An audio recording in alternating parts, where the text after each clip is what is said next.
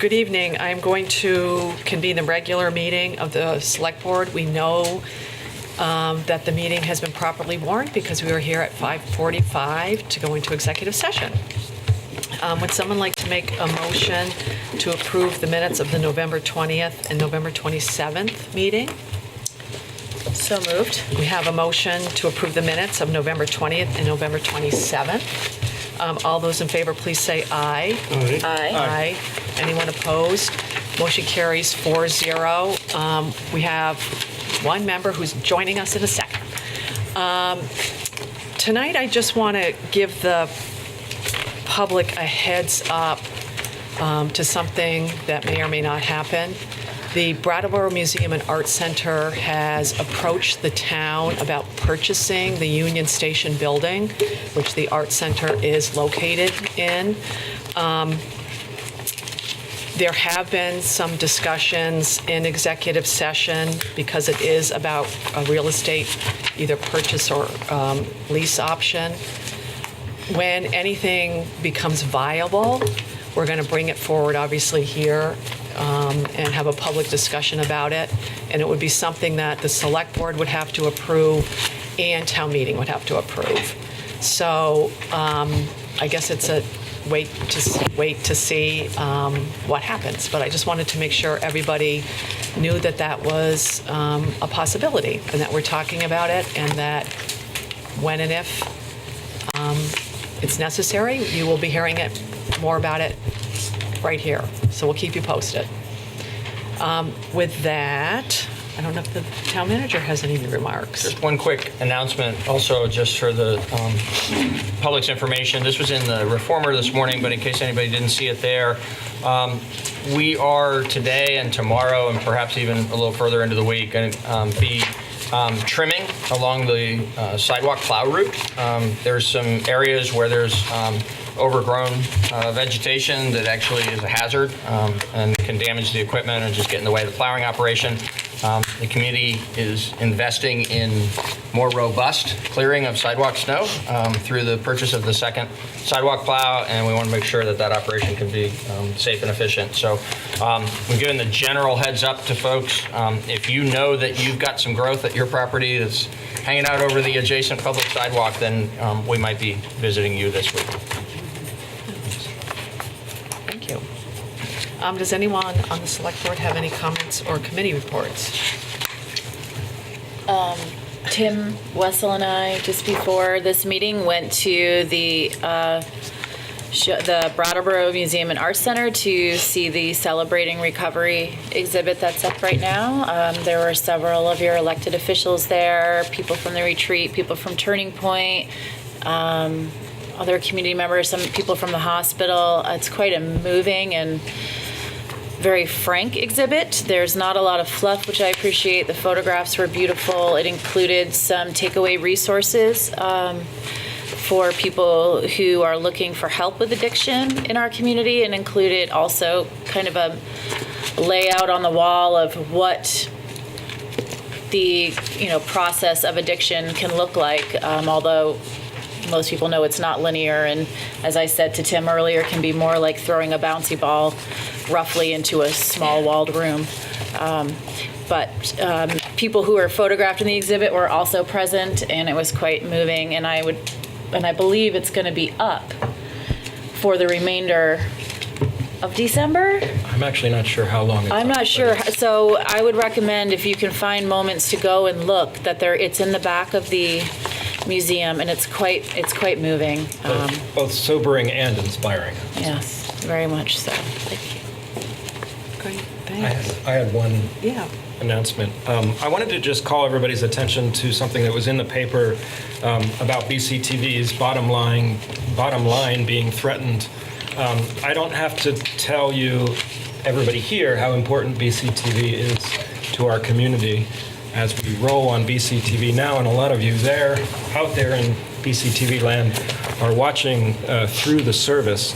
I served on the board of BCTV for 11 years, and I can tell you that They are incredibly valuable to our community, and there's a new FCC proposal that will basically, it's a little more extreme than this headline proposes, because it says proposal could hurt BCTV's bottom line. It will basically decimate BCTV's bottom line if it goes through. Core Trowbridge is asking anybody who can take the time to submit a comment to the FCC. I don't think it will affect the initial decision, but it will affect the subsequent appeals, which are bound to take place if the decision goes through. BCTV has been here for 20 years. It's been, I think it started showing, the very first thing they did was show the Brattleboro Selectboard's meeting. And it's an incredible resource for us, and their budget is approximately $300,000, and that's paid for by the subscribers of cable television. So you can only imagine that we're going to be facing a decision about how to support and continue BCTV if all of this funding goes away due to this rule. So I urge people to get involved. I think we're also going to have it on the agenda. We're going to have it on the agenda next week, and we're going to have a draft letter to look at that the Select Board will send to the FCC. Yeah, I was going to ask if we could make a forceful statement. Yep. Thanks. Gladly. Does anyone else have any comments? Oh, thanks, Marina. Does anyone else on the Select Board have any comments or committee reports? Seeing none, this is the time in the agenda for public participation. And if anyone wants to talk about something that is not on tonight's agenda, this is the time to do so. So is there anyone who would like to make any comments? Seeing none, we're going to move on to Water and Sewer Commissioners. Can I have a motion to convene as Water and Sewer Commissioners? So moved. We have a motion to convene as Water and Sewer Commissioners. All those in favor, please say aye. Aye. Anyone opposed? Motion carries 5-0. And we're coming to talk about a public works facility feasibility study. Good evening. Steve Barrett, Director of Public Works. I'm here tonight to discuss a proposal. I look for approval for a proposal. On October 26th, the Department of Public Works received three proposals for architectural and engineering services to review the Public Works DPW facility located on Fairground Road. The recommended proposal will consider the current and future needs of our facility and deliver a report summarizing recommendations for consideration. Steve Horton Construction, who did the police and fire facilities, was hired by DPW to assist in developing a scope of work and selection of the architectural and engineering firm, and to also he'll provide overview once the feasibility study has been submitted. We received the following proposals. Banwell Architects from Lebanon, New Hampshire, teaming up with SVE from Brattleboro for $20,200. Stevens Engineering from Brattleboro and Austin Design from Brattleboro, $38,300. Centerline Architects from Bennington, teaming up with Du Bois and King from Springfield for $38,476. DPW supports Steve Horton's proposal to accept the low bid by Banwell. Again, Banwell Architects from Lebanon, New Hampshire, teaming up with SVE Engineering from Brattleboro for $20,200. We also, the reason that we're in as utilities, doing business under utilities, is because, as the board recalls, this was funded both in the general fund and utilities fund. So what we're proposing is to take $10,100 from the utilities portion, and then we get into the general fund budget. On the next item on the agenda, we'll be requesting the same amount. And I'm here to answer any questions that the board may have. Does anyone have any questions? I do. Randy? The only question I have is, can you clarify for all of us why the low bid seemed better than, so the second line says Brattleboro 2 times, right? Both firms were from Brattleboro. And it might be good for those firms and for other people to have an understanding on why, even though we want to go as local as possible, why we chose to go with a low bid. You know, why did local not matter more than price in this instance? Well, sometimes when the proportion such as this, one is 20,000, 200, and the other is 38,000, there's quite a big difference in the proposals. So we generally like to look at the lower proposals, and we also like to, you know, give proposals to local. Yeah. But when the gap becomes greater, in my opinion, I think we should go with a lower bid. The other part of that decision process is when Steve Horton, who we hired to assist us, he had experience with Banwell Architects and was very confident in their abilities to proceed with this report. And also reading through the different reports and the amount of time that they put into it, their ideas, I also supported Banwell. So I believe it was well thought out. It wasn't just low bid, although that is a high consideration.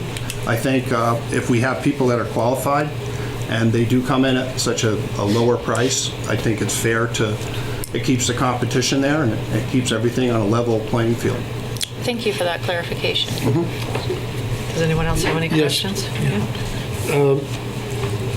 So does that account for it being half the cost of the other bid? The other groups or other organizations are pretty, their names we've seen before, they're pretty competent. Yep. And sometimes when a bid is really low like that, it's because they forgot something or they're not going to do something that, the way we wanted them to or would like them to. So That's not the case in this, although one thing that can happen with these type of proposals is sometimes a firm will go in lower.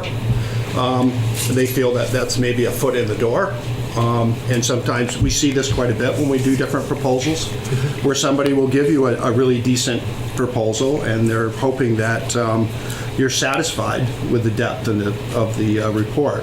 There's nothing to indicate that there was less work to be done in this proposal than the ones in the $38,000 or 30 range. So, and again, Steve Horton had worked with this firm before on multiple projects and was satisfied. So, I feel pretty confident it's the right decision. also, the other questions I recall a few years ago, and I can't remember, there were a couple of projects where we worked with SVE and weren't really excited about the way it worked out.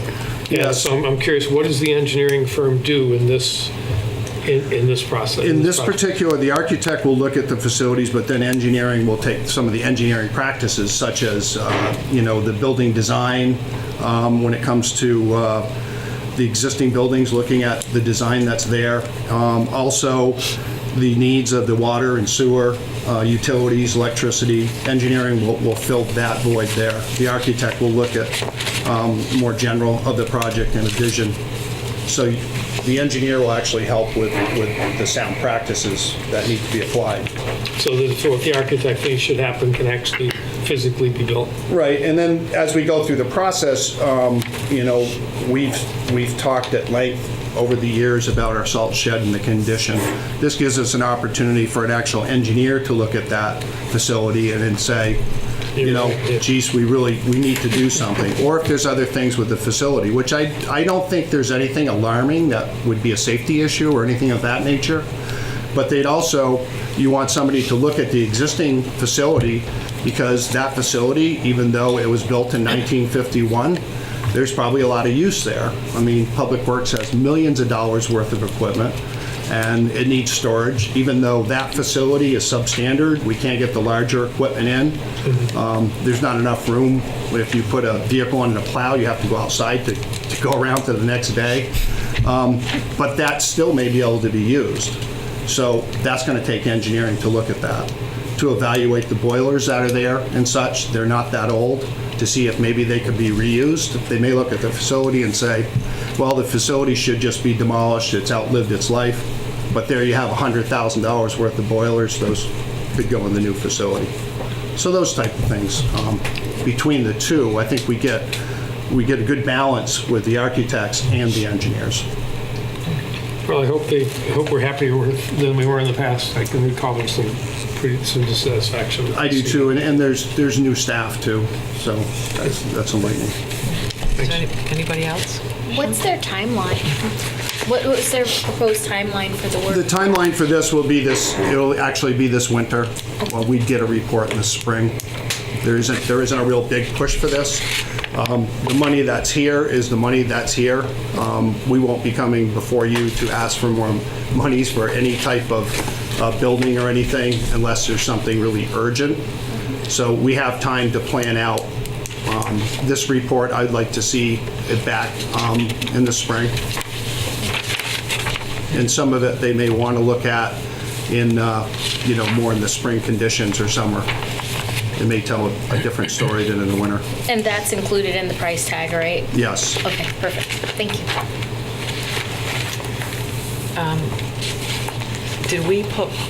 We just looked at the long-term plan. Yes. Is there money in the long-term plan in the event, like even 10 years down the line? I mean, I can't remember. There I don't actually, have yeah, it. so we talked about how we have proposed what we believe to be a realistic and sustainable Yeah. equipment replacement plan, but our project plan still needs a good bit of work. Okay. One of the reasons that it needs a good bit of work is there are placeholders within the first 5 years of that plan for some of the work that we expect to be doing at Public Works when we know that the time frame may likely be different, the scale may likely be different. We need this feasibility study to help us make good informed decisions about where those projects fit in, not only within the priority on the site, but as also just within the broader priority of all the infrastructure in town. So this is something that we've talked about for several different years now of the need to get a good study done to help us make those long-term decisions about how to proceed with Public Works facility, and this is the first step. Is there anyone in the public that has any questions about this bid? Seeing none, would somebody like to make a motion? I'll make a motion to award the bid for architectural and engineering services to Banwell Architects and SVE Engineering in the total amount of $20,200 with the sum of $10,100 to be paid from the Utilities Fund. We have a motion to award a bid for architectural and engineering services to Banwell Architects and SVE Engineering. All those in favor, please say aye.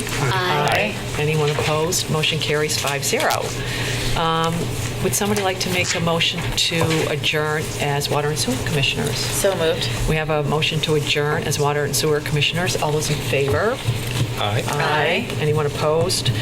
Motion carries 5-0. We have adjourned as Water and Sewer Commissioners. Next up, we are being asked to do just what we did, but take the money out of the general fund. So unless anybody has any additional questions in the last 10 seconds for Steve, would someone like to make a motion?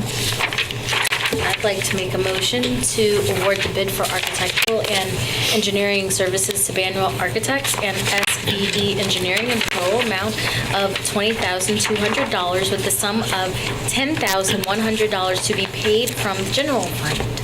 We have another motion to award a bid for architectural and engineering services to Banwell Architects and SVE Engineering. All those in favor, please say aye. Aye. Anyone opposed? Motion carries 5-0. Thanks, Steve. Thank you, Steve. The new sidewalk tractor has been delivered, just to let the board know. Nice. Now it won't snow. Do you have to assemble it? Oh, God. Yeah, it's going to rain now from now till May. Forever. Breaking news. Yeah, that's big news. We have 3 days to start. Thank goodness, so we need the sun. Next up is our contract with the artist who did or put together the river wall, which is now being called Ask the River Project, which everybody remembers is in the transportation center, and they were here like how many months ago? They were here in Talk about September. this. Yep. You want to? Yeah, I'll give a quick overview. So the Select Board unanimously approved at that time the engagement of the three artists with whom we had worked on our town project for the temporary installation. This is to remove that temporary installation and install something very similar to be a permanent installation made of more durable materials. The two conditions of approval were that we bring you back an agreement to your satisfaction. Hopefully the document in front of you tonight meets that. And then also that the project be completed at no cost to the town. The estimated cost of the project is going to be on the order of $70,000. And the artists are raising the funds for that. You'll note that in the agreement that's before you tonight, it reiterates that this is being done at the expense of the artists, or funded by money that they collect through grants and donations and their own resources for this, and not a cost to the town. We're providing the location for the art. And also the document that's in front of you now is similar to, but kind of streamlined from, the agreement that we had with these same artists for the temporary installation and the other component pieces of the Our Town project. So that was the starting point for this document. Given that this is a less complex project, and given that it's being fully funded by the artists, there's some, it's a slightly simpler document, but the town attorney has approved it. We believe it's in order for your approval, and if you do approve it, I'll execute it and we'll move forward with the artists. Does anyone have any questions? I do have a question. I don't remember, I'm not recalling if we discussed this before. What's the maintenance cost to the town over time? Or is that up to the artist to be maintaining it over? Yes, so that's the maintenance responsibility also is with the artists, and we don't anticipate, based on the materials they're choosing for this, we don't anticipate there'll be much maintenance, but when maintenance is needed, we'll go back to the artists. One of the tricky parts about this is it's permanent, so I'll try to say this delicately, but we actually had conversation with the artists about the fact that there will come a time when we don't have artists to turn to. And so we've made an obligation, we've identified an obligation of the town to reach out for them anytime that this needs attention, or anytime that a future board might think that there's any modification that needs to be made to this as part of our operation of the public facility, for as long as we're able to stay connected with the artists. So whatever our last forwarding address is from them. When there comes a time that we don't have access to any of the artists any longer, then it'll be up to the town to decide maintenance and whether or not it stays in place. And also one annoying question. Sure. What if, I'm a what if person, a piece falls off and hits someone in the head? Yes. And harms them or something like that. Did I read correctly that it's up, the artists are held responsible for that? Not the town? Yeah, there is Was that liability for risk management portion. Let me make sure that we cite it correctly. Yeah, so number 11, the artists and or their subcontractors will identify and hold harmless the town. We may specifically request certificates of insurance to demonstrate that they're carrying the proper insurance. Okay. And then there's also prior to final acceptance of it, they're responsible for keeping it in good order while it's being installed. So they're protecting themselves so that like someone couldn't sue somebody, for example. Well, anybody can sue anybody. Well, this is This true. provision actually gives us some protection that they'd be responsible for the town's defense. The town attorney's here tonight and might want to speak more explicitly to that. You stated that properly in my view. We both have the insurance, the indemnification, and the liability sections in paragraphs 11 and 12 in the contract. Can I just follow up on Shanta's first question? Sure. In here, and maybe I'm reading it wrong, maintenance instructions, number 20, it says the artist shall supply the town with a written set of instructions detailing permanent maintenance and care of the work. Now, I kind of read that as the artists are going to give the town on how they're supposed to clean it. Fair enough. So I read that, and I understand it from my communication with the artists to be about the routine maintenance. Excuse me, like washing it down or that sort of thing. When it needs attention that actually relates to the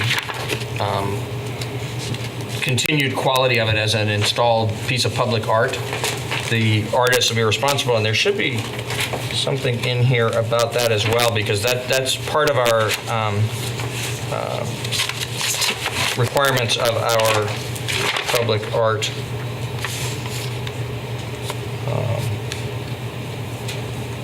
procedures.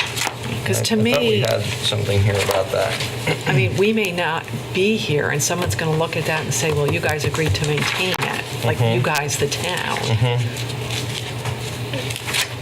Yeah, there's also Is there something somewhere? there's the thing about contacting them at their last known address. I'm looking for it. It has to do with changes. There it is, 24 alteration. We shall consult with the artist by written notice to the artist at their last known address, provided to the town manager's office for any alteration of the work at the site. So if there is to be something done to it at the site that is going to make it any different than it currently is. So for instance, if it started to be in disrepair and we were going to remove a portion of it or something like that, that we would rely upon the artists if we could contact them. Otherwise, we'd be on our own. That maintenance provision is, just basic routine maintenance, not the kind of thing where you restore, a restoration or that sort of thing. But hosing it down? And are we hosing it down? Like, if it gets dusty? Yeah, right. So we hose it down and we loosen one of the things and then it falls down and whacks somebody in the head? Is that our fault? Is that our fault? Or is it still their fault? Here's what I would say about all that. If you want a deeper dive into it, you can defer this tonight. Bob and I can get back with the artist and we can write some additional language around that. The clear understanding between the parties is that they are to install it in a manner that it will be in place on our transportation center for years to come, but we all recognize that forever is a long time, and so when there is a time when it actually needs substantive attention, that it's wearing in a way that it needs rehabilitation of some sort, that's going to be the responsibility of the artist or the town to choose at that time whether or not to take it down. If I can just jump in, once the work is done and turned over to the town is then the owner of the installation. So the town then would do that regular maintenance, the hosing down, those sorts of things. But then if the town wants to change it, take it down because it thinks it's in disrepair or danger, that's when that article or paragraph 24 comes in, where we have to contact the artist because they still have sort of the right of artistic authorship to it. If we can't reach them, then it's up to you as to what to do. And that's exactly consistent with, for instance, how the murals in town function. So, Right, but the murals in town will fall on someone. So, how does turning it over to the town have Article 11 playing in, or whichever one is whacking Right, in the head? because are they turning it over to the town when they install it? Like, after we accept it as having been properly installed, all right, Do we so remain then, indemnified then, or does that you change remain that? indemnified then for Okay, that's all I anything wanna that is hear. caused by their installation. If I was asked before the meeting which item on our agenda was going to be That's why you weren't asked before the meeting. totally easy, I would have picked this one. yeah. But so But that's why I love these meetings. Yeah, you never know. But I think I think we just need to all be on the same page that once it's installed, the town is maintaining it. Like, they're not coming and buffing it and hosing it. Which I'm fine. But if the town hoses it down and it falls, these are big things. Yes. You never know. Right. It's just attached. Correct. Is it the town? It's all of a sudden. No, they're little things. No, and but they're big. They're like big. Little things attached to a frame, Frame. and then That's multiple bigger. frames attached to the building. Right, they're white, and the little pieces of stainless steel, which won't require a lot of maintenance. Right. Right. We won't be investing any material amount of time or money in the maintenance Right. of this. There will come a time when, just in our maintenance of the facility, we note something of concern on the project. And at that time, we go to the artists to address whatever that concern may be. And if we can't locate them at that time, then we're free to make whatever decision we want, including taking it down and putting it away. Okay, but I just want us to all be clear that, say, God forbid, one of those big giant things does fall off the transportation center and hit somebody. Is it the town's liability? If you, after the town is the owner, it would fall under the town's insurance. Okay. If you want to keep that on to the artist, then I would suggest that you table this and have Peter and I speak to the artist and put that condition to rest with the artist. even after the ownership. Because it almost seems to me that this document here is, except for when we contact them, number 25, Right. this document here, basically everything in it ends when we take ownership. Right. Much of what's in here speaks to how this progresses while the work is being Right. done, and then it's turned over to the town. And then, Right. as you state, By 2021, June those 30. latter provisions deal with after the ownership. Right, basically number 25 is if we can find them or if we can't. So that's what I just want us all to understand, that this is until it's installed, and then it's our problem, our being the Got it. town. Yep. I mean, that is, So if you're uncomfortable with that, then tell us to go back and continue to negotiate. If you're comfortable with that, then use your best judgment tonight. Tim. Well, and I also wouldn't want the artist losing their shirt either. Like, I Right. want to make sure that everybody Right. involved knows what they're entering into. That's all. It's different than a mural, where a mural, lightning wouldn't strike a mural, and it's gonna.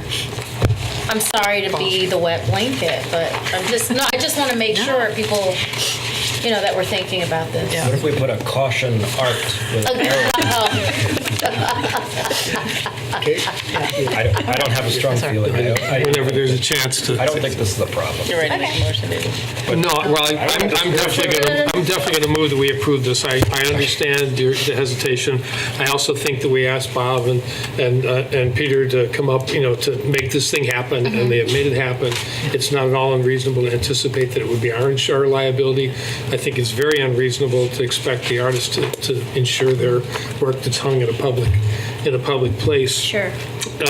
Particularly since they're giving it to us at no cost. Sure. And they couldn't possibly afford that. No one, well, I shouldn't say that, maybe they're really rich people, but most people could not afford to insure something like that. I also think that we should just live dangerously, roll the dice, and hope that nothing falls off and lands on anybody's head.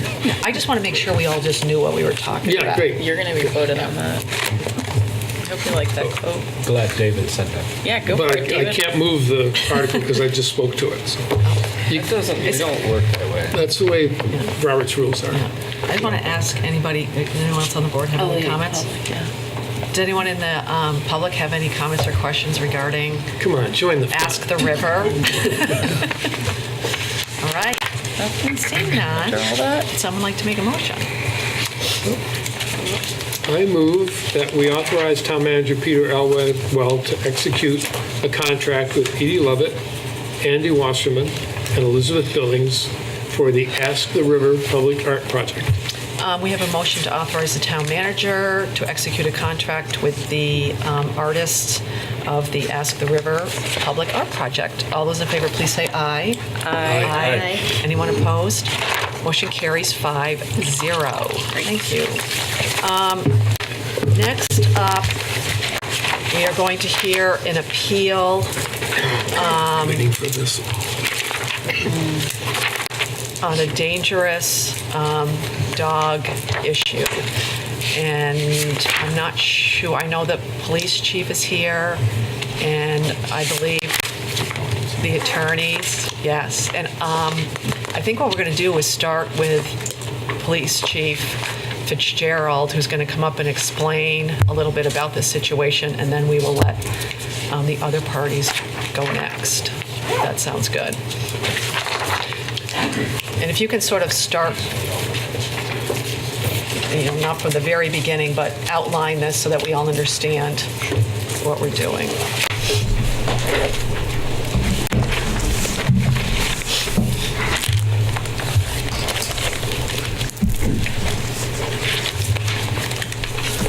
Good evening, I'm Mike Fitzgerald, the Chief of Police in Brattleboro.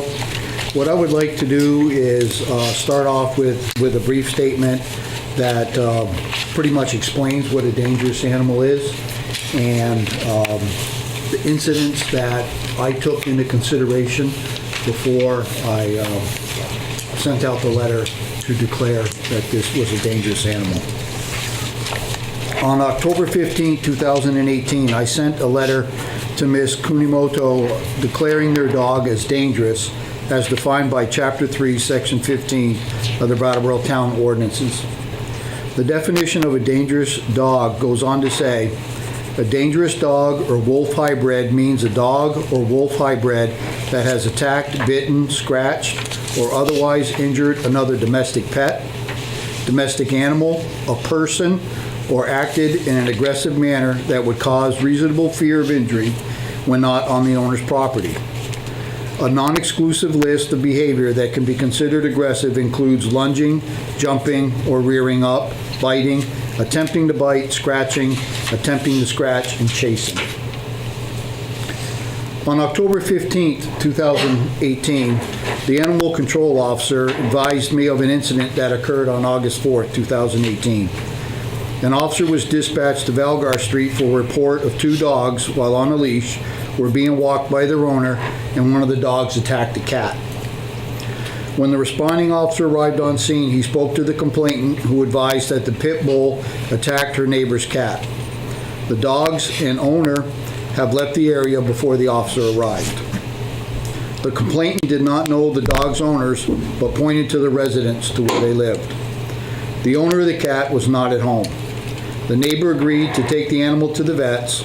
The cat suffered injuries to the facial area to include a broken jaw, broken ribs, puncture wounds to the chest. The vet bills were approximately $4,000. The cat unfortunately died from its injuries 2 days after the attack. Some of the factors that I took into consideration before I made the declaration was that we have had several involvements of this dog in the past. I know the documents are enclosed in your packets, however, I'd like to do a brief summary. In December of 2016, we responded to the Mountain View Avenue for a report of a loose pit bull barking and terrifying a group of children.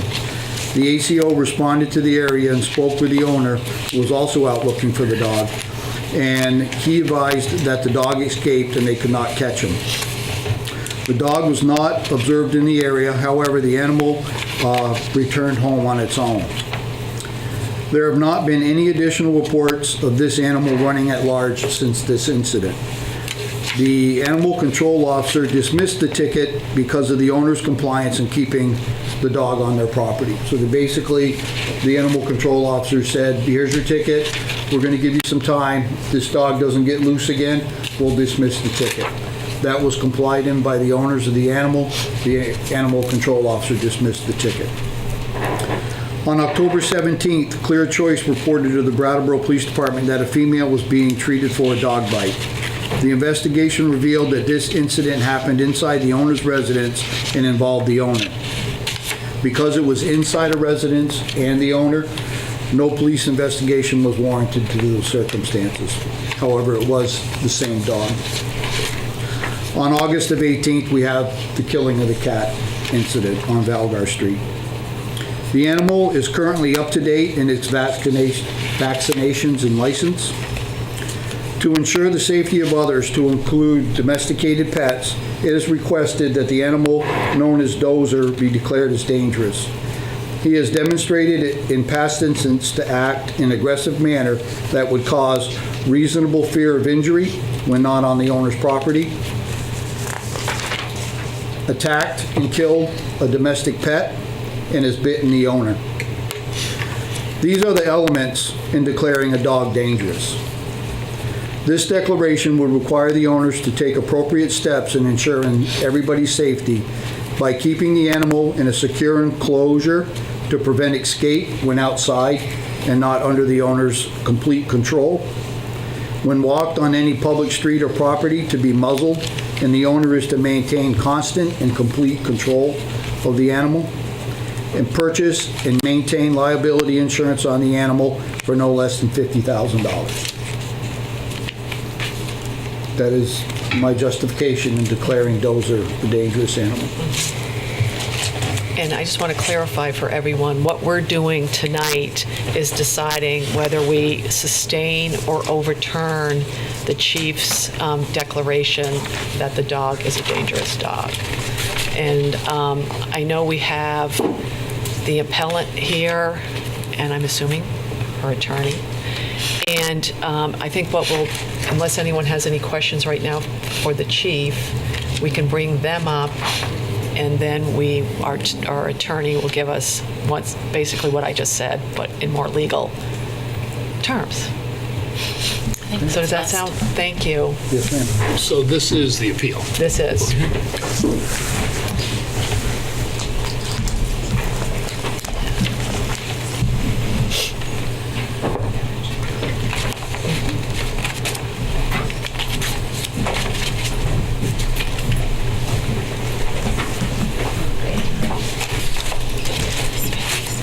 So my name is Meg York. I'm an attorney here in town, and I'm here with Nukumoto.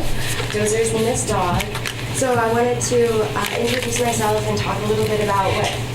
I know you want to stand, but because it's easier for BCTV. Yes, sorry. We won't hold it against you. I know. No, I'm not that tall. I know. So anyway, I want to give you guys a little bit of an overview about what our perspective is here. We do have some testimony from Nina and hopefully testimony from Mark as well, and I'll introduce Mark shortly. We also have a couple of exhibits that I would love to circulate to you all as well. So I don't know if you prefer me to hand those out now, pass a stack down so you guys can each have them, or if you'd like them to be introduced through our witness, any of that's fine. If you want to pass them out now, Okay. that would be great. I think it might save time to do so. But then we'll be looking at them instead of listening Right. to you. Well, we'll have, Well, they're very cute dog photos, so you might be. Do you have an extra for the interpreters? Yes, I have a lot, so this should be plenty for everybody. I'll pass it out. So, Nina's here to testify, Ms. Kunimoto, and she's going to tell you that what the police chief said about what happened on August 14th is partly right. She's here to take responsibility for the fact that one of her dogs did indeed bite a cat, and that cat did succumb to his injuries. There are a couple points of distinction between what Ms. Kunimoto is here to say and what the police chief said. First and foremost, Ms. Kunimoto has two dogs, Buddy and Dozer. The pictures that you see, we have a couple exhibits that are pictures of the dogs, A1 through A4. And you'll see in those pictures, Buddy is the brown dog and Dozer is the white dog. So the first issue is that Dozer did not attack the cat. It was Buddy who bit the cat. So we have one mistake of fact. So the dog that was declared a dangerous dog didn't actually engage in the behavior that is supposedly warrants the declaration for dangerous dog. The previous incidents too, you'll hear Ms. Kunimoto testify about the loose dog was Dozer, but the dog bite again was a Buddy issue. So one of the things that we'd like, part of the reason that we'd like the declaration dismissed is that it really just identifies the wrong dog. Second is, one of the things that we'd like to talk to you today is to try to actually prevent you from leaving here and saying, okay, so we got the wrong dog, so let's just go name Buddy and we'll solve this issue. Buddy, ever since this incident, Ms. Kunimoto has stepped up and taken swift action to address the issues. She engaged Buddy in serious rehabilitative training. She sent him away actually to New York for some training. The trainer who worked with Buddy on an everyday basis and overnight training is here today to talk about the rehabilitative work that he did for Buddy. When you heard the definition of what a dangerous dog is by the police chief, you'll know, if you were listening, you'll have heard the fact that aggressive can include things like chasing or attempting to scratch or jumping. So it's our position that because of the breadth of the statute, there is some, or of the ordinance, there is some discretion into who is a dangerous dog or what is a dangerous dog and what's not a dangerous dog. If every dog that jumped or scratched or chased was declared dangerous, I mean, half of the dogs in Brattleboro would be dangerous dogs. So I do believe that there's some discretion in who we label, or which dogs we label as dangerous and which dogs we don't. So what we'd like to talk to you about today is, I would like Ms. Kunimoto, who was in fact the only witness to the incident, there were other people afterwards, but the only witness to the incident of the cat, to really talk about what happened that day and what was going on and identify the dog that engaged in that behavior.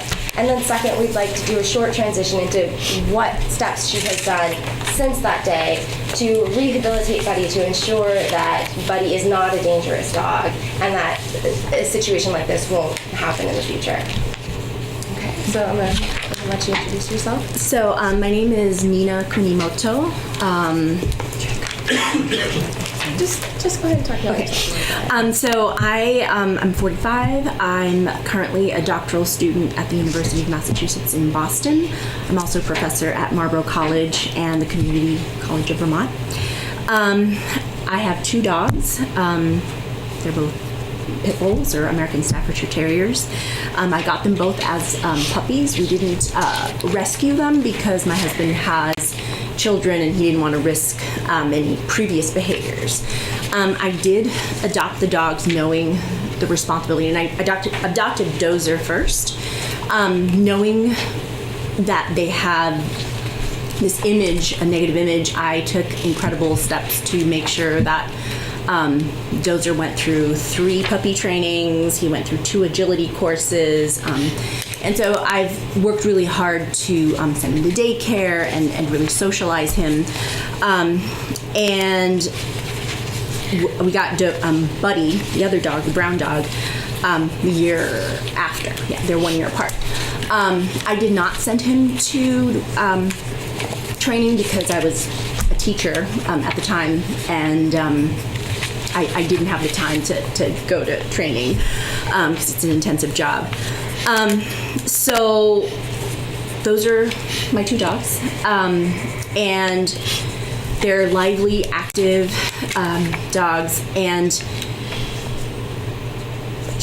Let's talk a little bit about what happened on August 4th. Okay, so on August 4th, I needed to go to work that day. It was the first day. I teach a graduate program at Marlborough College, and I had to go to the first day of class. And I chose to walk down Valgar Street, which is sort of perpendicular to where I live. It's a public street. It's very like a short little loop. So I thought, okay, I'm going to go there. I normally don't walk there. I never walk down that street. I usually, walk around the block, or actually most of the time I hike them in different places on trails. But I needed to take them for a short walk. So I walked them. They were on leash, and they were barking a lot. So I assumed there's a squirrel, some kind of an animal nearby, which they usually do. And I worked to train them not to react to these small animals. And as I was walking in front of, I guess towards their Section 8 housing, towards the center, the cat ran up to Buddy, the brown dog, right into its face. And immediately he bit down. Dozer was nosing the cat, and I had the choice of either letting the leashes go or not. And I was screaming at the top of my lungs for help. I was hoping that someone would come out and help me. I was trying to get Buddy off the cat. Eventually I succeeded and the cat got away. And then somebody came out of the house to ask what happened, and I explained to them what happened. I was very frazzled. It's not a peaceful thing to look at, to see this happening. So I looked, there was nobody else around. I told the gentleman that came out what happened. And as I walked home, I reprimanded my dog. I went home, told my husband what happened. And he said that... To interrupt you, how certain are you that it was Buddy and not Dozer? Very certain. It happened right in front of me. I was watching as it happened. I was pulling Buddy, trying to get Buddy off of the cat. So, not Dozer. And I went home, and my husband said that he would figure it out and take care of it because I had to run off to work. And I did subsequently phone the owner of the cat and give my condolences, and I tried to offer to pay for the vet bill, but she never. I left about 3 voicemail. What did you, just to move this along a little bit, because what did you do with Buddy once you realized that, after you had seen that Buddy attacked the cat, what steps did you take to address that issue with Buddy? So immediately I bought different leashes. Like I bought a lead so that I could have like better control over the dog. But then I was seeking like more training. So someone recommended this gentleman, Kevin Behan, who's local. He lives in Newfane. Actually, initially I was gonna ask Faye, who's his daycare person, but she couldn't take on training at the moment. So I contacted Kevin. We had a conversation for about an hour or so. He, talked to me about his model, his philosophy, and said that he would take Buddy on. So I agreed, and Buddy went with Mark for 2 weeks. And yeah, and also like so he's gone to 2 weeks training. I've trained myself. Like I read this book, looked at videos of like his model. I also now use a slip collar or a choke collar to have better control over the dogs when I walk them. So you said you found Kevin to train your dog, that he's a local person. Do you know how long he's been working with dogs?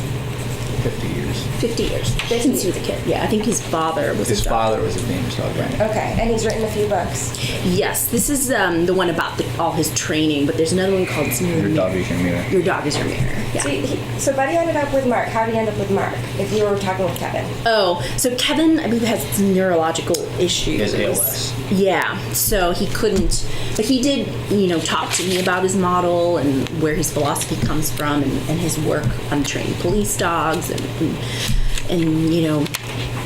So where did you end up sending Buddy? We have something that's marked as Exhibit B. Can you tell me a little bit about this? Yeah, so Mark, I believe, is I'm training with Kevin currently, and he's trained with him, and I'll let him speak for himself how long he's worked with Kevin. So Buddy went with Mark and Mark works with the Canine Stability Center. I checked out their website, and they, I believe, correct me if I'm wrong, the center uses Kevin Behan's model, the 5 core exercises,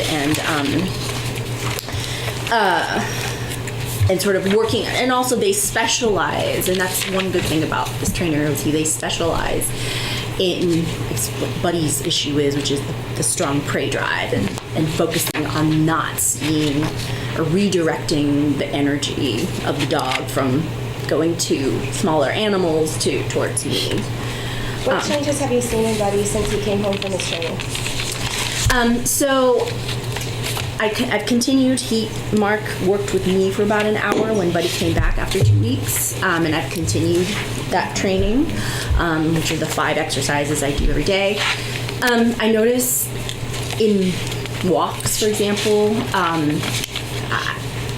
I think one of the philosophies is like this feedback. So I listen to the dog. If the dog seems like frustrated, I'll do a pushing, or I have the dog jump up on me, which is one of the things that he does. So what I notice is once that happens, he doesn't pull as hard. And I mean, you're walking in the woods, there's a deer, and you can really feel the pull, and then I wait for that to pass, and then I do that pushing exercise, and I mean, that's the difference. Before, like, it would have been a constant pulling, but now it's after that, doing the pushing. What concerns do you have with them the town deciding to just label Buddy a dog? I mean, it sounds like the obligations are a muzzle, confinement, and insurance. What are your issues with that? So part of their 5 core exercises, the one that I didn't mention was barking. So the dog dozer barks at me, which is another sort of release for this drive. Buddy won't be able to bark, which is a release. And he won't be able to do the exercise called bite and carry. So the goal that we're working towards is for Buddy to carry a large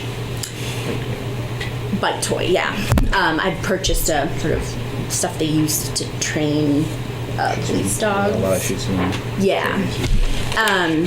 So I work with him to try to carry it as he walks. So he wouldn't be able to do that either. So I wouldn't be able to continue this training.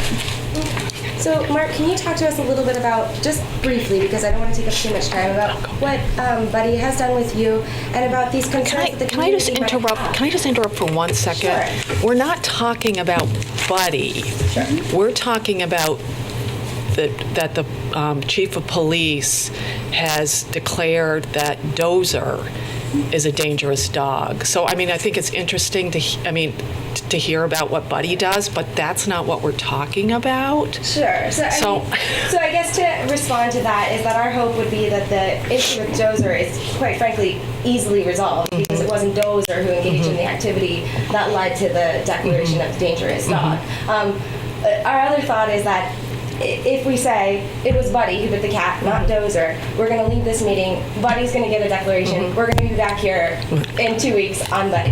So our thought is, let us present to you what's going on with Buddy, and then maybe we can address that. Well, and I'm going to have our town attorney, I mean, that as of this moment, Buddy has not been declared a dangerous dog. Right. So for us, I think this is, if you have to come back in 2 weeks and appeal, I think that's what's going to have to happen, unless our town attorney tells me something else. I mean, Are we allowed to ask any questions too? Because there were other incidents that were listed. yeah, I just want to figure out. Okay, sure. So first to yours, we're here tonight on the appeal hearing with regard to Dozer. So I appreciate you're trying to preempt and not have to come twice, but we don't know what the board is going to do with regard to the designation of Dozer being a dangerous dog. So depending on that, we may be back if there's a new designation with Buddy being declared a dangerous dog. Well, then perhaps that gets appealed and we're back here in several weeks. With regard to your question, you're sitting as a quasi-judicial hearing panel tonight. So yes, you get to ask questions. And really, the chair is chairing this meeting, but you can either ask as you go or when you're done with your presentation, that might be the best time to ask a series of questions. Yeah, that's what I'm And then if thinking. you have questions for the chief, you can always bring them back up and ask questions. Yeah, because what I would like to do is have you finish the presentation on, or whatever you have to present on Dozer, and then we can ask questions. So you did testify that Dozer was not the dog who bit the cat. There were two other incidents that the police chief referenced. Can you speak to, one was a loose dog, and then one was, it sounded like there was a bite issue. Yeah, so Dozer did get loose. We try our very best not, we're very responsible dog owners and we don't want our dogs to get loose, but every once in a while there's human error and he got loose that one time. He just barked out of fear, and I think people up there were fearful, perhaps because of the type of dog. He didn't hurt anybody. He's never hurt anyone. In regards to him saying that, To your knowledge, did he engage in any aggressive behavior when he was?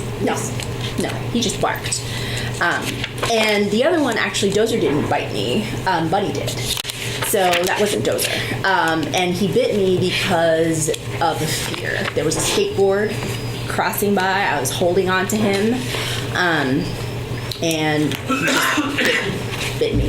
And yeah. But it wasn't Dozer. Yeah. So I think that's pretty much the testimony you have with regard to Dozer, is that he wasn't involved.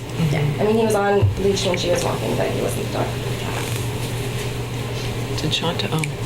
But Can I ask a question? yeah, I have a couple. Is this the first time we are hearing that it wasn't Buddy? Yeah. I mean, it wasn't Dozer, it was Buddy? Like, why didn't you let us know or confirm with? Is this I guess the question for the police chief, is this the first time you're hearing that it was Buddy and not Dozer? And just for the record, the police chief is saying, yes, this is the first time he's heard that it was Buddy and not Dozer. Why did you wait until now to let us know that we had the wrong dog, in your opinion? So in our opinion, I mean, the ordinance is clear about the procedure for what you do when you receive a declaration of a dangerous dog, and it's appealed to the select board within 7 days, so we did. Okay, well, one of them's dangerous, right? Well, I mean, it's our opinion that Dozer is definitely not dangerous at all, and it's our opinion that Buddy, while there's a chance that he may have at one time been dangerous, that he is not a dangerous dog today, and that's why we have him here. But it sounds like the board doesn't want to hear about Buddy, so. Well, I think it's more like if it's publicly warned as a dozer thing, then technically it should be publicly warned as a buddy thing, because that follows open meeting law. It's less about what we want to hear about and more about, are we staying within legal bounds? Well, also, at this particular moment, Buddy has not been declared a dangerous dog. So to have a conversation whether he is or not is not Right. relevant. But on the other hand, we need to keep the public safe, so, I mean, it would be... Right, but it's the chief of It hasn't police been that brought Sure. to us as Buddy being And dangerous. potentially this is for the edification of the chief of police, who does have discretion of whether he's going to label a dog dangerous or not. So I'm not necessarily So it might be saying the you meeting need to for make a Buddy. decision about Buddy, but we have the person here who can decide whether or not he's going to issue a notice for a declaration of dangerous dog. Could at least get comment from Chief Fitzgerald. Does anyone have any more questions? Shanta, did you have questions? They, I think, clarified, because I was just really concerned about those other incidences. Yep. Okay. Can we hear from Chief Fitzgerald? Yeah, I was going to ask them to Okay. come back. And is there a up. witness? Someone said something about there's a witness? No, nobody? No, you folks have done all your, anybody else? Oh, you're the witness. Okay, You're the witness. Okay. I Buddy's- thought there was somebody that saw the cat Yeah. get bit and also knew who the dog was. But Yeah. obviously not. Okay. I think we just have a couple of questions for Chief Fitzgerald. I don't know if you want to come up to the mic or how you'd like to handle it. Yeah. Should we Yeah. return to our seats? Oh, no, why don't you just stay right there for now? Just spare a mic. So can we just, now that you're standing up, I just want to clarify that this is the first time that you are hearing that it was Buddy.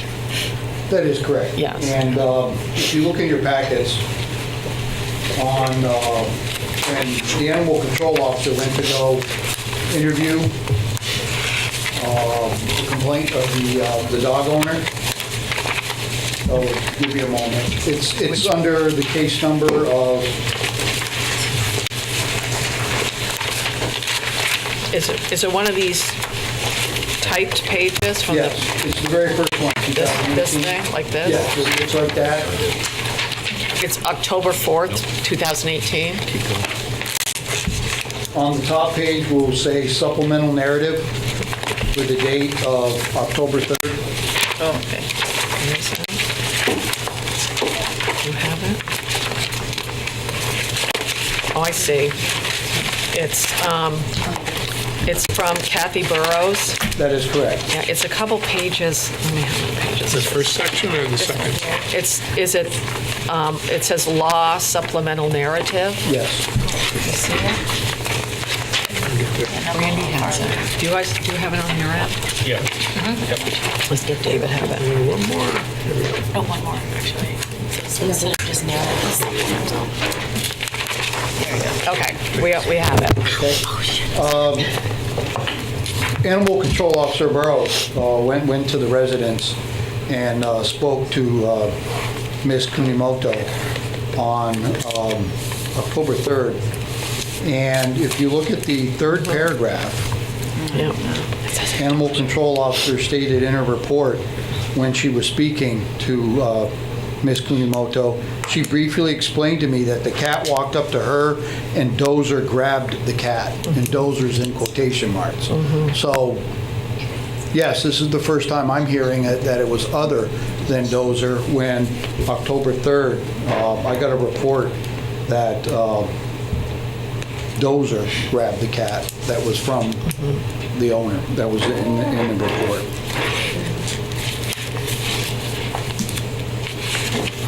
Now, I don't know if any, I have another question, but does anyone else first? I'm not gonna I mean, my question would be, if Dozer hadn't attacked or didn't attack the cat, would the dangerous dog designation or declaration still have been made? Was it the attack of the cat that led to the declaration? I would have to look, every situation's different, and I'd have to judge it on the merits. This is the first time in 5 years, almost 5 years, that I've been chief of police that I've done this. I saw a progression. I'm doing it for the safety of the community. It's not done in a punitive manner. It's not done, it's done for the safety. Valgar Street is very heavily populated with young families, young children. They all have pets out there. I simply want to make sure that you have an animal that is, when it's being walked and exercised, that the animal is under complete control on a leash, that the owner has the ability to rear the animal back if another animal happens to come out, a child comes out. I want to make sure that the animal is muzzled, so even if it's not in complete control under the owner, that if it does get loose while they're walking or a dog runs up, that it's muzzled, and that they have insurance to help out in instances like this where if we do have an unfortunate incident where it hurts or damages another family. Does anybody have any questions? I have a couple questions. So are you saying that Kathy Barrows, the animal control officer, was wrong when she reported that you explained to her that Dozer grabbed the cat? I didn't explain to her anything. I remember that day that she came, I think she gave to give me a citation. And I was actually in a hurry because I had to run up to Marlboro to teach a couple classes. So I told her I'm in a hurry. So she gave me the citation, and she asked me if if I wanted her to explain this, what she also gave me, not this packet, the declaration, like, what is a dangerous dog? I said, no, I don't really have time, and I'll figure it out myself. That's really all I said, and I signed that paper. I never said that to her. But at the time, you didn't say, no, it wasn't Dozer, it was Buddy? I didn't say anything. She didn't actually ask me. She just had me sign the citation. I signed it really quickly, and explained, the cat came out towards the dog. But I was in a hurry, so I just signed the paper. I told her that I didn't want her to explain to me the, whatever you call it, the laws. Right. And that was it. I never said that it was to her. Can I ask my next? Okay. Which dog was loose and barking at the kids? Was it on Mountainside Drive? That was Dozer. Okay. And I have a question. Are you and your husband primarily the only ones that walk Dozer or Buddy? It lists here that Dozer, that there have been. It's also should be noted that I have had an occasion to observe people other than Nina walking Dozer and another dog. Yes. Dozer's very strong. I mean, do you have other people usually walking? Absolutely. I have dog walkers. I travel to Boston twice a week. I travel up to Marlboro twice a week. I travel to Bennington to CCD to teach once a week. My husband's home, his brother actually walks them, which is fine. But I have a, what's that called? A harness, the front clip. And they've never had any issues with the dogs. And more recently, to comply, I've had the dog walkers muzzle the dog. So, yes. Which dog? I do. Before I got the letter, I had no idea. So because it was I saw Buddy bite the cat, I muzzled Buddy. But now that we got since the letter came, it's like, oh, okay. Just to comply with it, muzzle Dozer, but. And can you tell me more, and I do apologize, I think I might have been out of the room. someone being bit inside your home. Yeah, that was me, and it wasn't inside my home. Okay. And it wasn't Dozer, it was Buddy.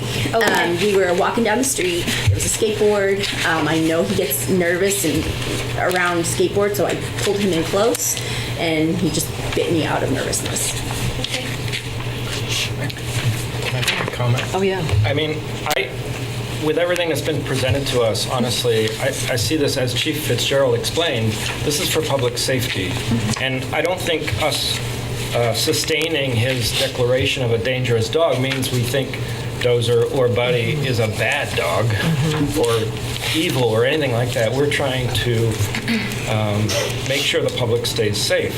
And I don't see anything that changes my mind that we should not sustain our police chief's declaration, but the problem now is we don't know which dog it is. What about the training? Does that change your mind at all? To me, no, because a cat is dead, and that's a problem. I'm not convinced that training can turn it around. Do you want to? Along the lines of what Tim said, I mean, the thing that concerns me most is that the dog, either one of them gets loose. And whether it goes and barks at kids or attacks a cat or whatever, that to me says that the humans aren't doing their part, and the dog is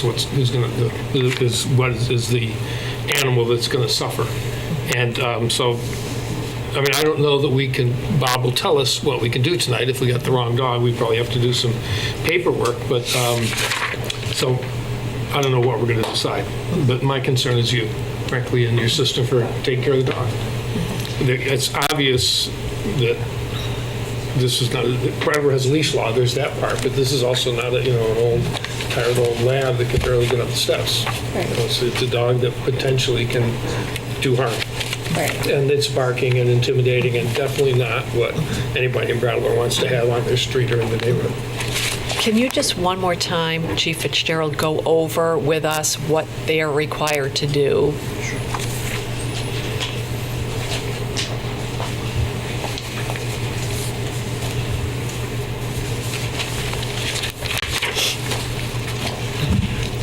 Keep the animal in a secure enclosure to prevent escape when the animal is outside and not under the owner's complete control, so like in the backyard. Yep. When walked on any public street or property, the dog must be muzzled, and the owner is to maintain constant and complete control of the dog.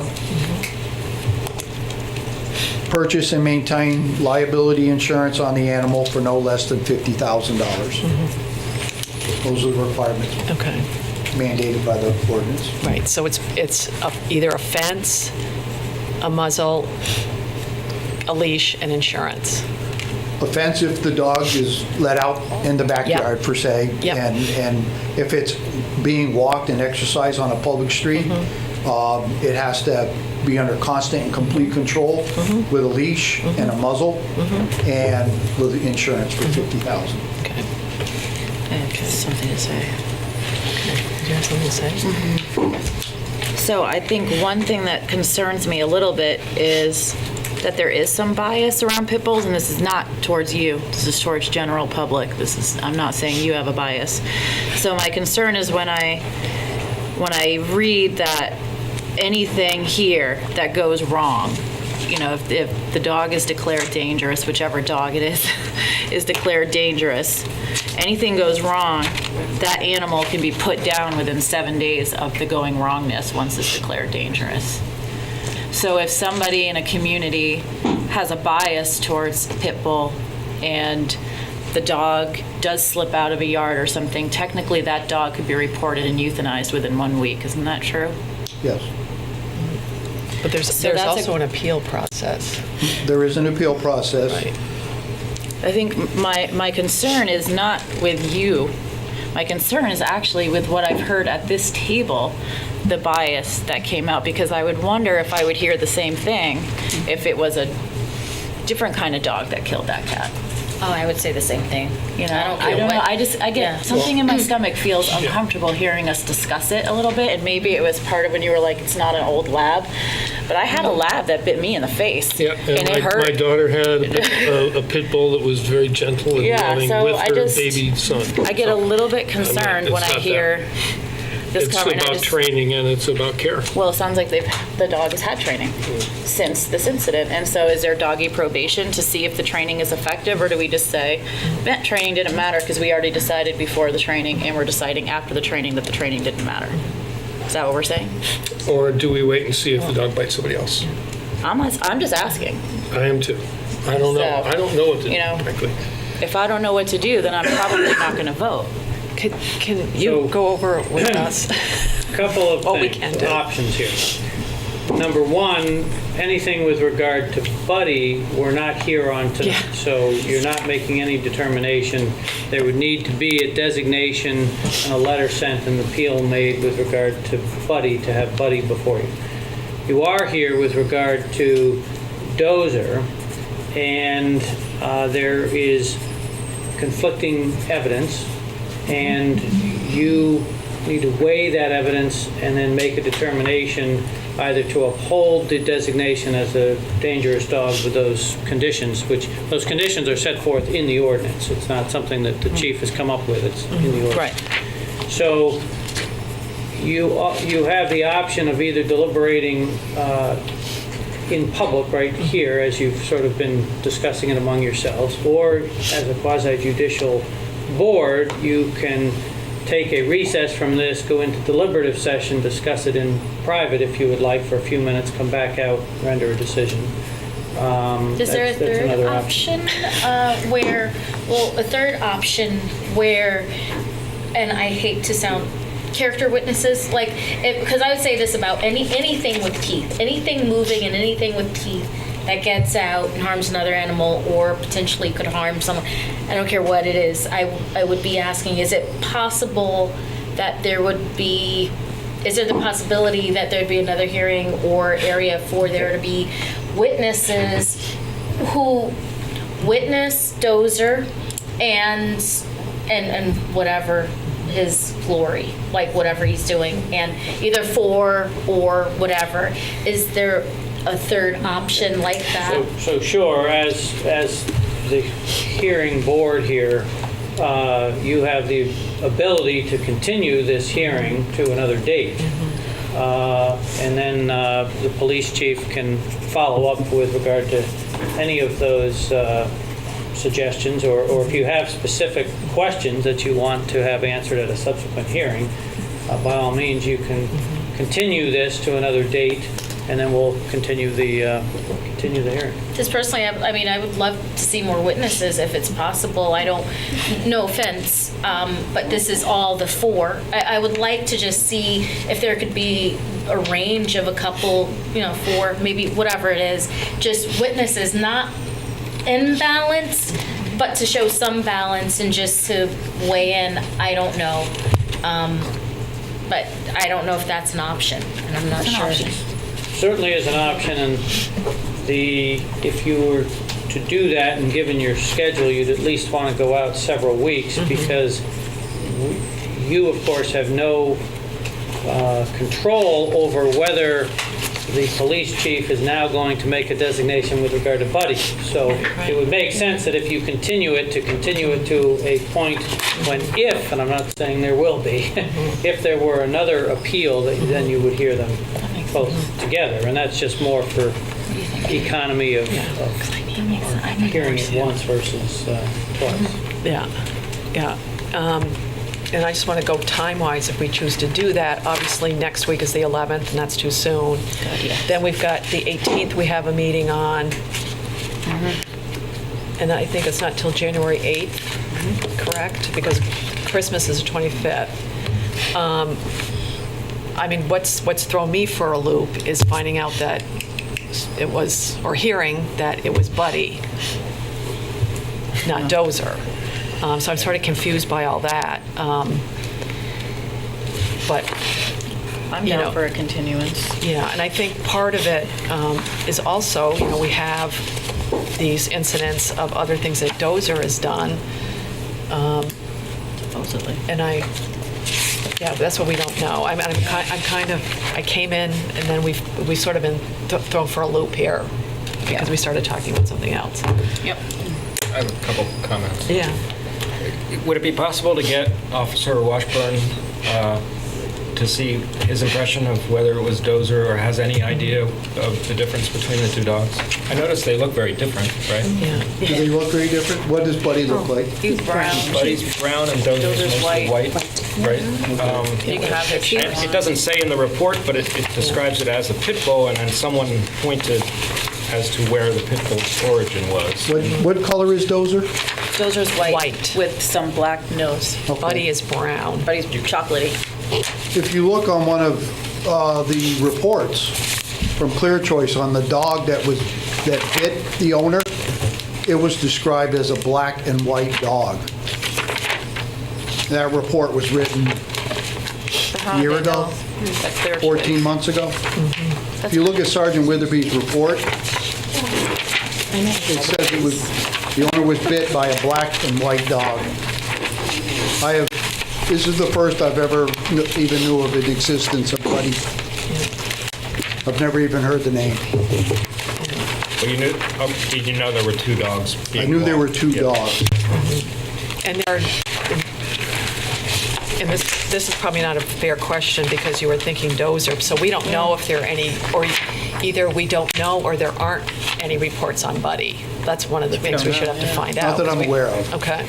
I'm just saying that in that report that ties to the residents and the pit bull, it describes the one that bit the owner as a black and white dog. Yeah.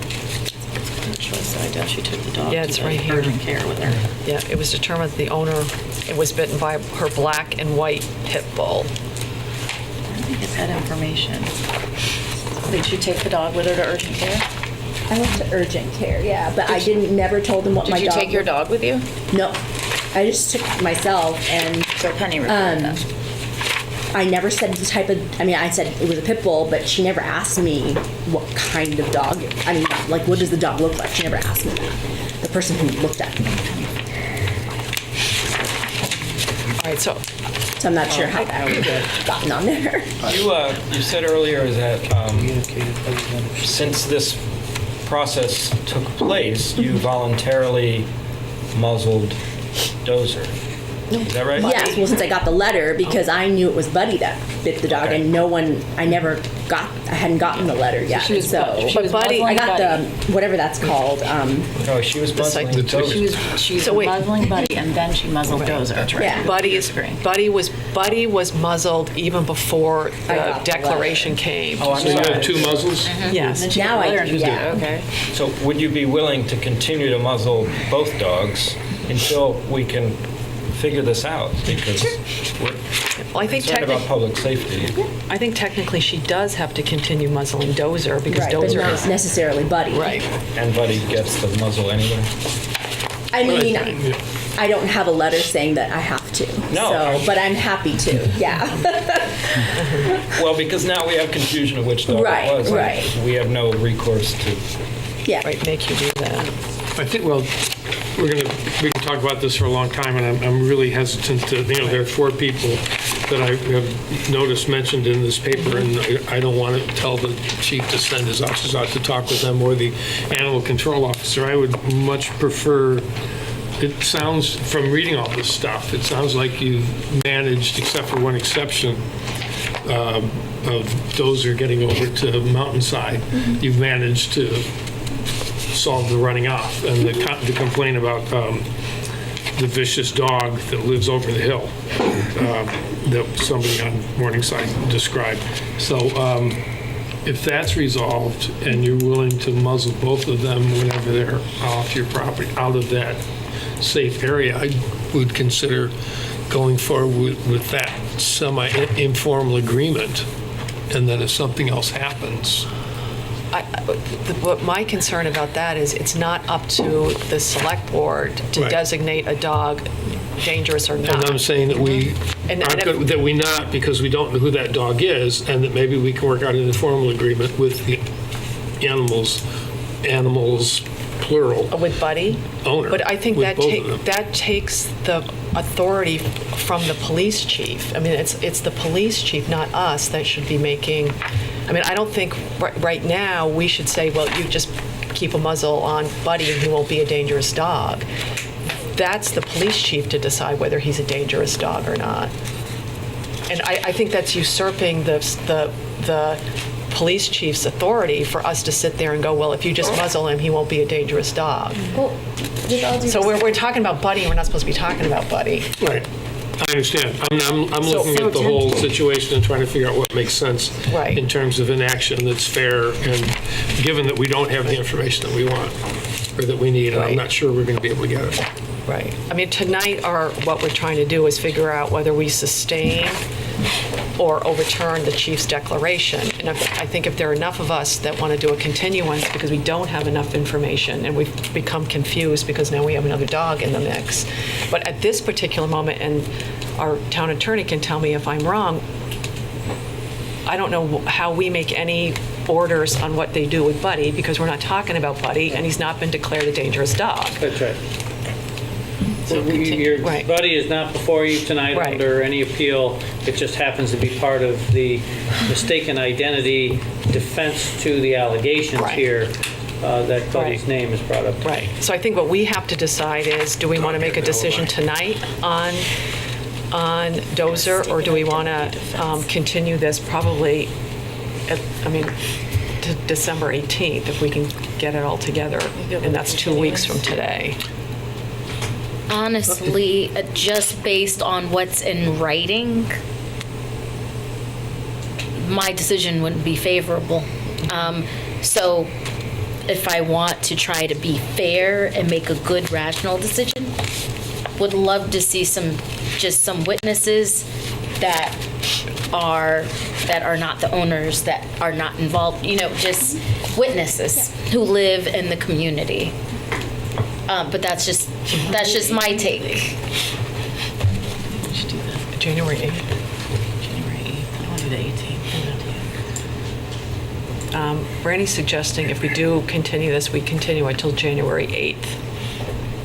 And what would happen in the interim? Well, Dozer would still be a Better be dangerous very dog. No, I mean, what would boy. happen to inform us as to what, how to resolve this? I think we were Oh, I looking. see. We'd be looking to gather witnesses, get better clarification on which doggy is. Yeah, Maybe Who's at been least a naughty and statement who's been from the nice. officers, so Right. we know. right. Yeah. Some clarification Yeah. on comments. I'm fine with continuance. Just, in the meantime, if you could please continue to follow the muzzling, I think.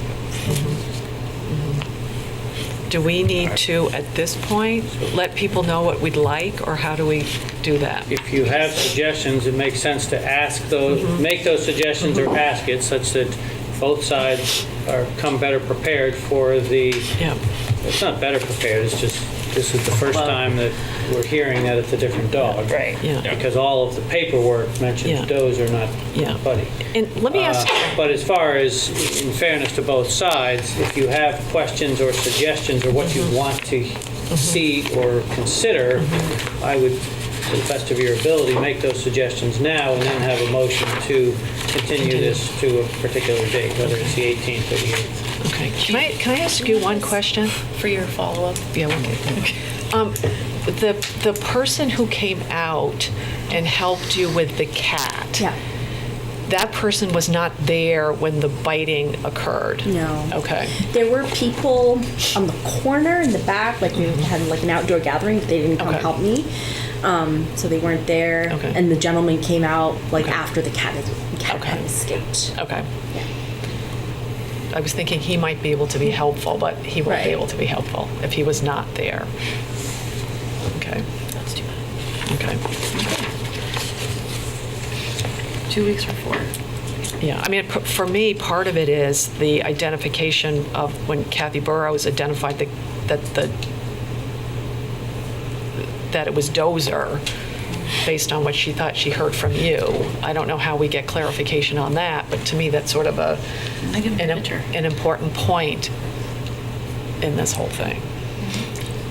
I don't know. I don't know what we can clarify, but if there's some way to clarify that somehow. If we take this mugshot and she emails it out to, it's not a good mugshot, but and say which one of these two dogs, that might help. She wasn't there. Right, she wasn't there. This is, right, so I think, and we may never clarify that, because obviously one person says they didn't say Dozer, the other person says Dozer was the name of the dog. So, I mean, we may end up being in this situation, but it might be helpful, to clarify that somehow. Is there anything else? This is not funny. Does anyone else have anything? It's more of a nervous laughter. Oh, yeah. Yeah. No, this is like a serious, what I don't want is what Brandy said. That's why we have to be really careful about this. Well, and I also wouldn't want someone to get hurt. Someone to get hurt or another animal to get hurt. Yeah. And that's why it's hard. I mean, it's hard to clear, I think what we've all been thrown for a loop on is that all of a sudden Buddy's in the mix. And every single piece of paperwork that we have is Dozer. And we don't have any paperwork, and the chief can find out for sure that no one's ever made a complaint about Buddy.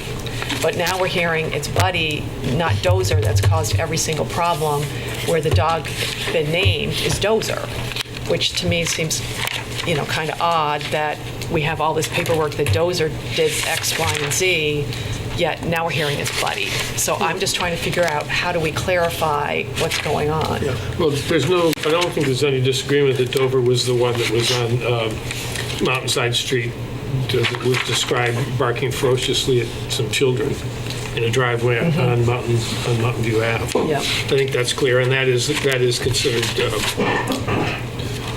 unacceptable behavior. Yeah.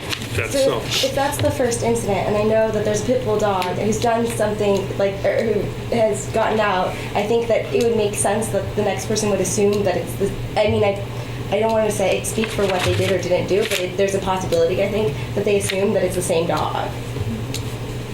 Well, you This is the dog said they it was know. Dozer that was loose and went to Mountain, so that's not. Events, yeah. right.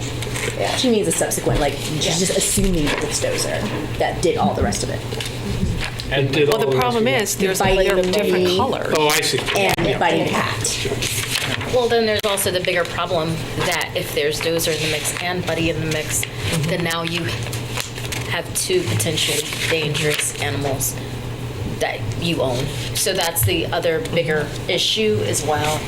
And so it'd just be great to get some clarification. And again, my take is anything with Keith, including another person. So it's not the breed at all. No. Chihuahuas are very vicious in my opinion. So just FYI. And I guess for one last thing, I know that today we're just here to talk about whether the declaration should apply to Dozer or not, and it sounds like we're continuing that particular issue. But I do think that things can be resolved with an understanding or an agreement. You could say we're not going to declare this dog dangerous with the understanding that this person will muzzle both of these dogs. I know that doesn't provide the same recourse, like you wouldn't have the ability to euthanize a dog within 7 days if she didn't muzzle the dog, but if anything happened since then, I mean, the declaration would go on like that. So I think that there's no, even with a muzzle, unfortunately with any dog, there's no way to guarantee. I think a muzzle is like this idea of trying to create a safe dog. And that's clearly what Nina's been trying to do over the course of these last several months since August, is try to create a safe dog. She's worked with trainers, she's worked with different people, she's been muzzling both the dogs. And so I think that you can protect the public interest with an agreement by the owner that doesn't necessarily require the declaration. I'm just putting that out there. I understand that might not be decided today, but just because there's no declaration doesn't mean that there can't be some understanding with what this person will do to make sure that these dogs are safe for the community. What's the most onerous part of the declaration? Why is it so difficult? So the muzzling wouldn't allow me to continue this training, one. But the muzzling is only required while walking outside of, you have an enclosure?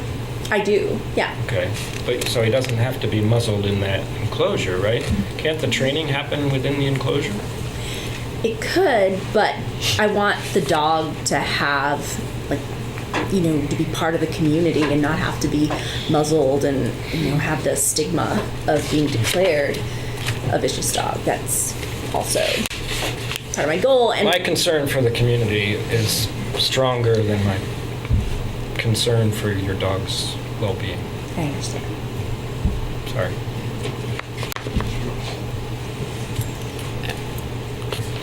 So it sounds like we all want to Sounds like a continue continuance, yeah. to January 8th, which is, And this is with the understanding to have, like the officer who was there, I don't know how this all They're never works, there. but with witnesses, if there's, clarification. right, if there's some way, and I don't know how we do this, if there's some way from the police department's perspective that we could clarify whether this was Dozer or Now not. that we know that there's two. You know, I don't know, and maybe there's no way to clarify that, but. No officer No, if they- witnessed it. Right. The only thing I have is animal control Yeah. officer's statement Yeah. saying that the complainant said while she was walking, Dozer, quotation marks, went after the cat. Yeah. There were no witnesses to that particular incident. Yeah. To be perfectly blunt, I don't know what more I can bring Right. forth. Yeah. Sure, of course. Yeah. Well, and I want to echo what you said earlier. I don't want to usurp their expertise in what you know, Yeah. you know, and the decisions. I don't know. I really don't know what to do. I mean, I think that's why we need the community, so we can think, we can Yeah. decide if you're gonna bring something against Buddy, if you feel that the dog's name needs to be changed, you can bring in witnesses. So we're thinking about what we're gonna do. You're gonna, I guess, think about whether or not to bring Buddy before us in the same manner. You're gonna think about, are you bringing in character witnesses or what's happening? And then we're all gonna meet again in 4 weeks. That's my understanding, unless I just made that up.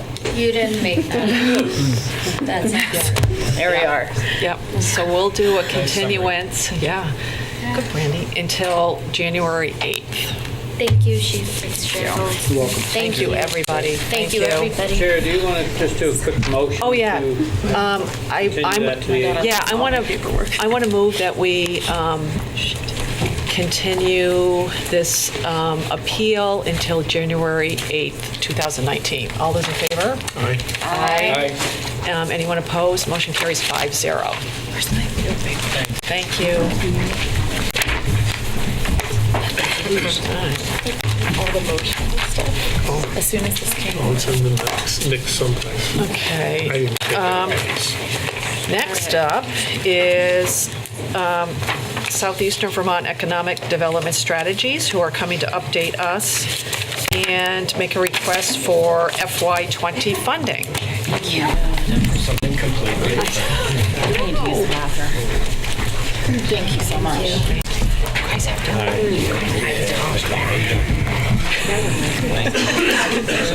Sage. Yeah. At least it's not a call. Wait, so you say? Oh, okay. Good. Got somebody faster than you.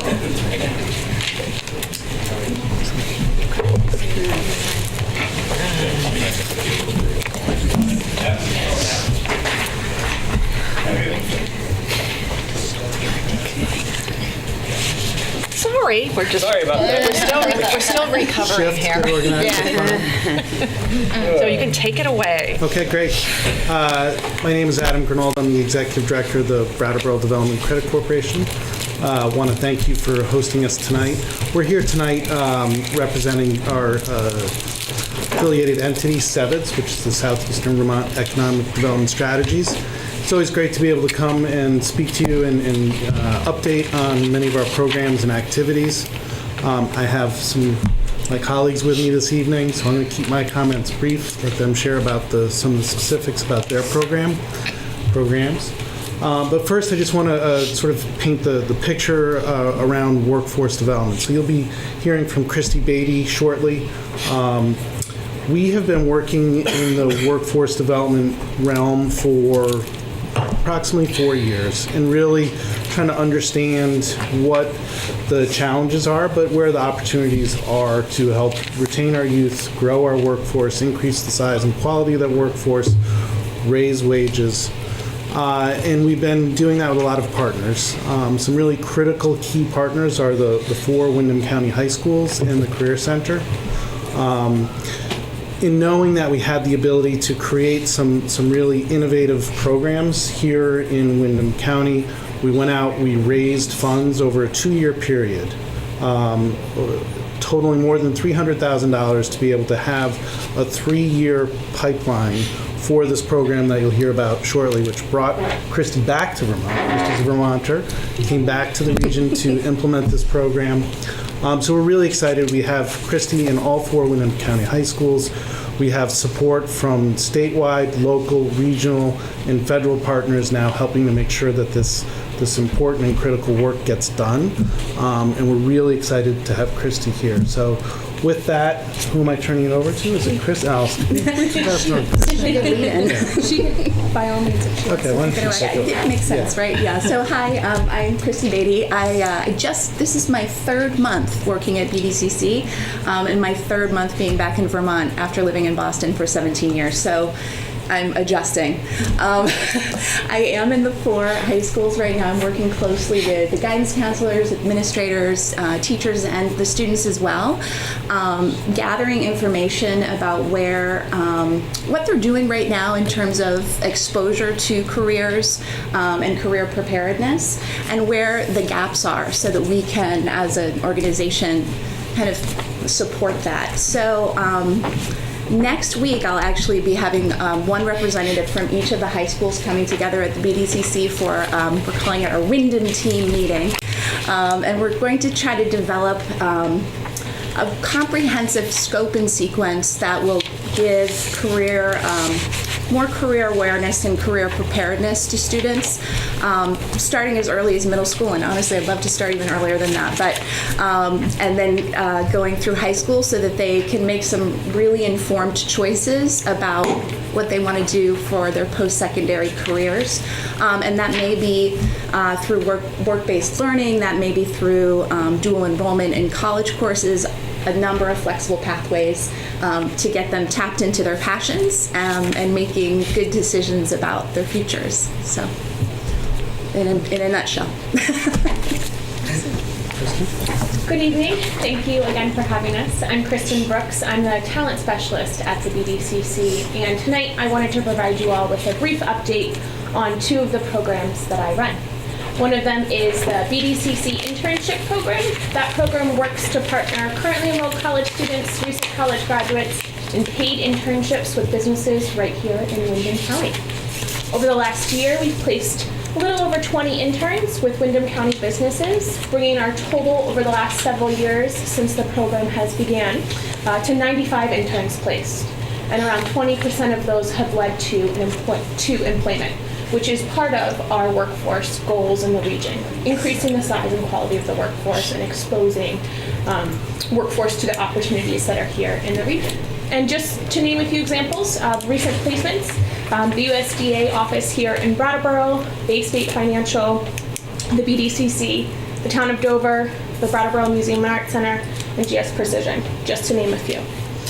So we're having great success with the BDCC internship program and looking to continue that. The next program that I will share more about is a new program to the Workforce Center of Excellence, which is the Targeted Expertise Recruitment and Retention Program. We like our long names.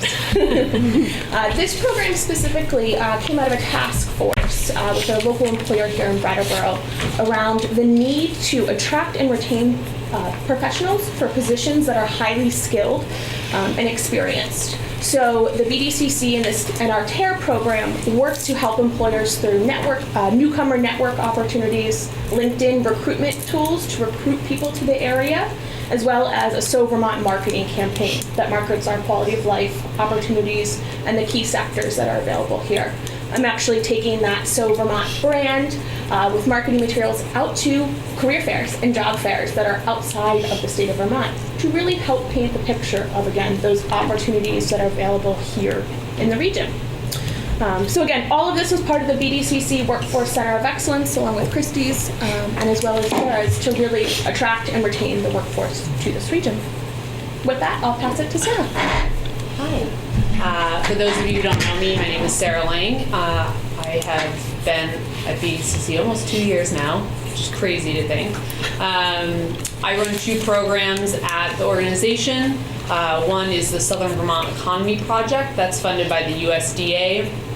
And that helps build capacity with organizations in Bennington and Windham County. Since that's not specifically workforce-based, I'll just highlight a few things that provides.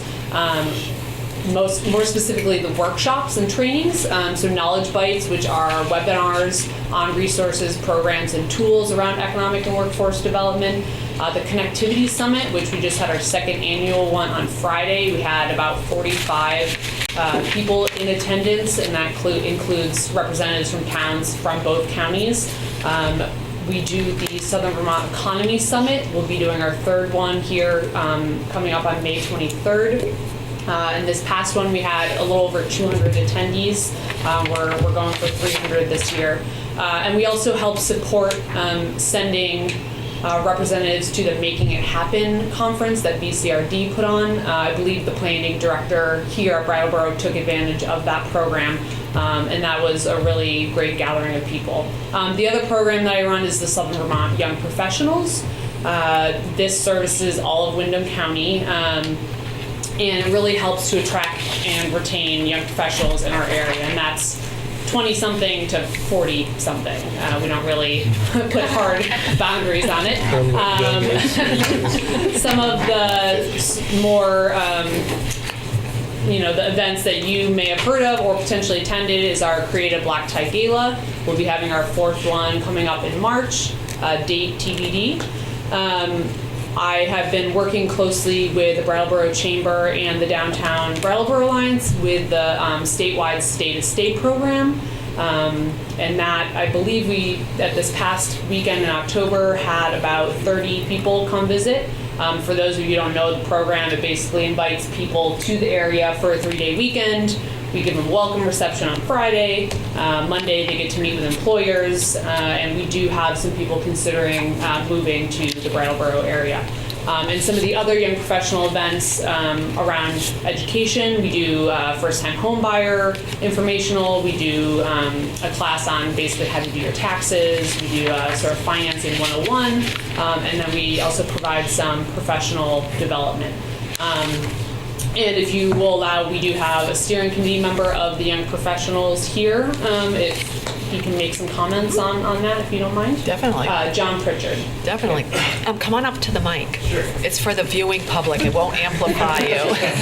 My name is John Pritchard. I'm an attorney at Fizzles and Giddings on High Street. I've been in Brattleboro for about a year now. I've been involved in the organization for roughly 6 months. It's really given me the chance to really get to know people in town, and we're roughly in my same kind of position. We're young, trying to branch themselves out into a community. Some who may not even have been originally from this area. I'm originally from Florida, and I've been in Vermont for the past few years now, and Windham County for a year, and I have no intention to leave anytime soon. That's for sure. It just really gave me a chance to figure out kind of where I'm situated, how to develop myself personally and professionally, and introduce me to other people in the same position, and really figure out how I can establish myself in the community. Thank you. And John has been working on, we have sort of subcommittees within the steering committee. He's really been spearheading sort of our governance part of that, so we can become a great steering committee. So thank you for your service. Thanks very much. You already are a great student. Well, we are, yes, to become even better. And that's all I have on the professionals. Great. So we're here tonight to share all of that, but then also we make our way across the county starting in August. This past year we attended over 50 select board meetings around the course of the year, often just sharing ideas, but then as we head into town meeting time, making municipal funding requests, which we've done tonight here for you. So we're asking, as we do all Windham County communities, to contribute $3 per capita to the SeVEDS funding. Last year, we received funding from 75% of Windham County residents through the municipal funding request. And these are so critical in that they're very flexible, and we can take those funds and we can leverage them to state or federal programs that require match, and we're able to sustain the programs that we've started and grow the programs that are so critical for having a long pipeline to really understand the work that's needed, especially the one I just mentioned. You know, it took us 4 years to get Christy here. So really having that time and understanding to work with the partners in the region to be able to build that understanding. So with that, I will pause. I want to take a look back for a second so that we're on this, we know what we're talking about. This money that we have given to SeVEDS in the past comes out of our revolving loan fund. It's not from taxpayer dollars. Correct. And what did we do last year? Was it $2 $2 per so it must have been around 24,000. So we did $2. Right. I think we've either rounded to 25 or done the exact calculation to 24 and change 2 years in a row now. Okay. Okay. Does anyone on the board have any questions or comments? Shanta. So I'm going to apologize in advance, use some un-PC language for this question. You've been warned. It's okay. It's okay. How do you like that? So I personally have enjoyed the creative black tie. It's been an awesome opportunity to dress up. I wish you could do that often. My challenge that I thought about is the diversity of your young professionals. I mean, I know what the demographic of Vermont is, that's no secret.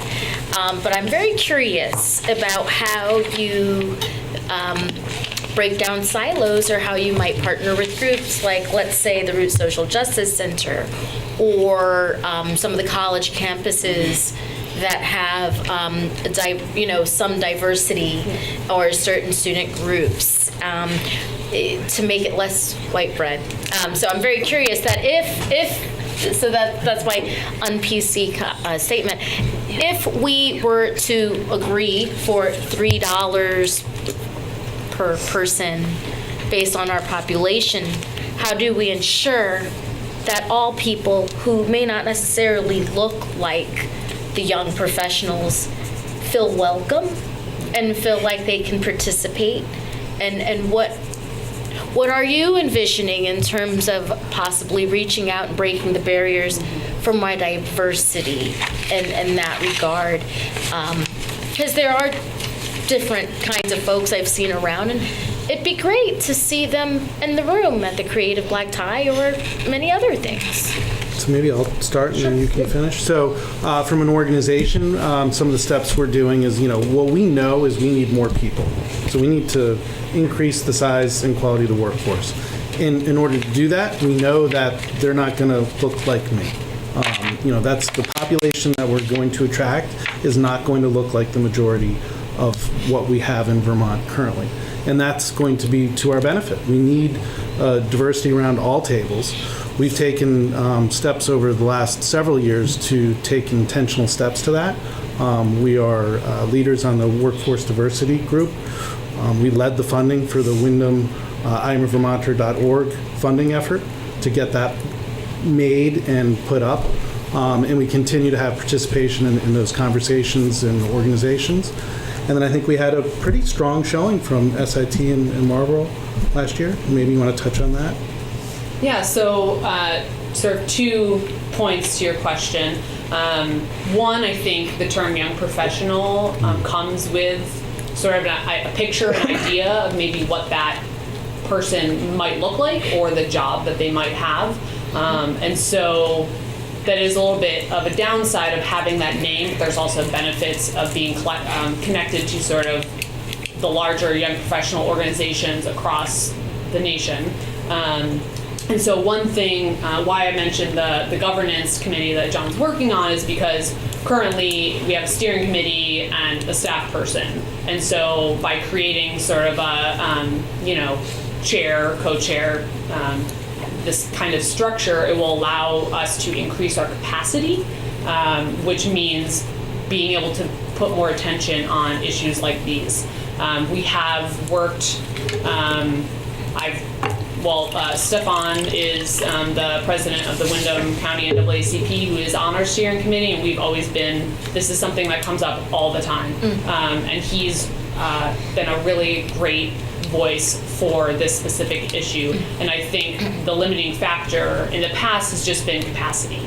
And so we, in the past couple months, have been talking about how can the young professionals partner with NAACP on something. And with sort of the structure that John's going to help put in place, that will then be able to we'll be able to increase our capacity as well as bring in more members to help support that capacity and spread the wealth, if you will. I hope that addresses your question. Thank you. Does anyone else have questions? I have comments. Yeah. I'm a huge fan of some of what you do, and I'm skeptical of other parts of what you do. Let me start with the skeptical, if you don't mind. Every year I kind of look at these materials, which are always put together really nicely, and I look at the SeVEDS BDCC commingling and separation, and I get really confused about how it runs, and I'm sure you hear this a lot. And I don't think it's a question, because I'm sure we could address it in a different time, or maybe I'll make it a question. That's a comment right now. I think it's kind of like confusing to people. So from a communication standpoint, so my skepticism is all in the area of communication. Okay. The other is the linking from the Brattleboro area, the Windham County area, all the way over to Bennington, I'm a little bit skeptical about that sort of strategy that you've developed. I have a feeling it might be strategic with how funds get applied for, on different levels, at a federal level, things like that. And you can, if you want to comment on that, that would be fine. And I just think that overall there's a little bit of what is it that you're doing disconnect from the real town perspective.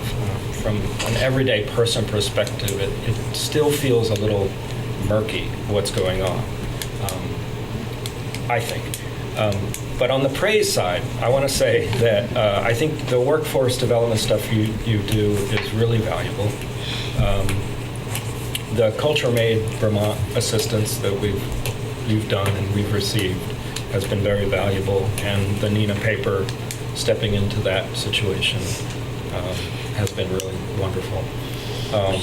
So I'm not trying to give you a report card, but this is just sort of the top of my head. That's why we're here. Thank you.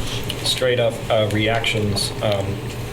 If you wanted to make a comment about that that new strategy you have, I'd love to hear your perspective on that. That's my main sort of. Yeah, absolutely. Happy to address that. So in 2015, the Vermont legislature designated the Southern Vermont Economic Development Zone.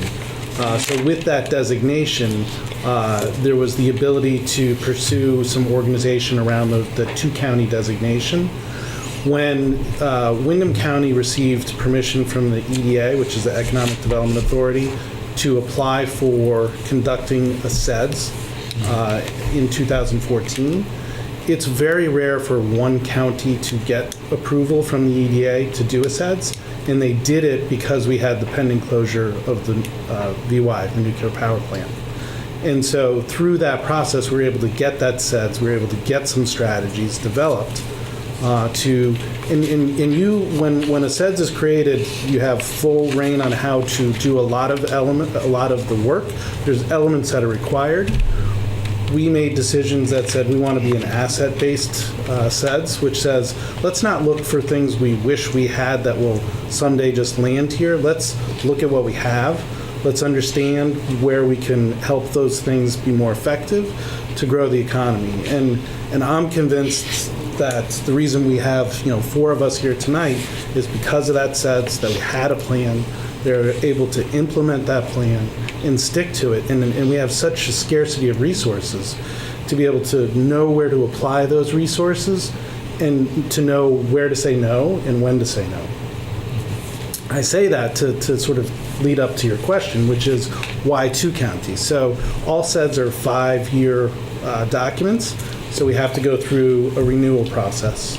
And we understood that with the opportunities with the designation from the state legislature, by applying for a Bennington County, Windham County, 2-county SeVEDS, we will enable ourselves to receive more federal funding in those 2 counties, and not just our organization, but everyone in those 2 counties will have greater opportunity.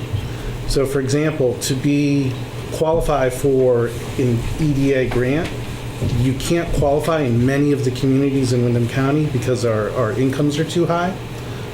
So for instance, we're applying for an EDA support for some infrastructure improvements, and in that municipality, normally we don't qualify.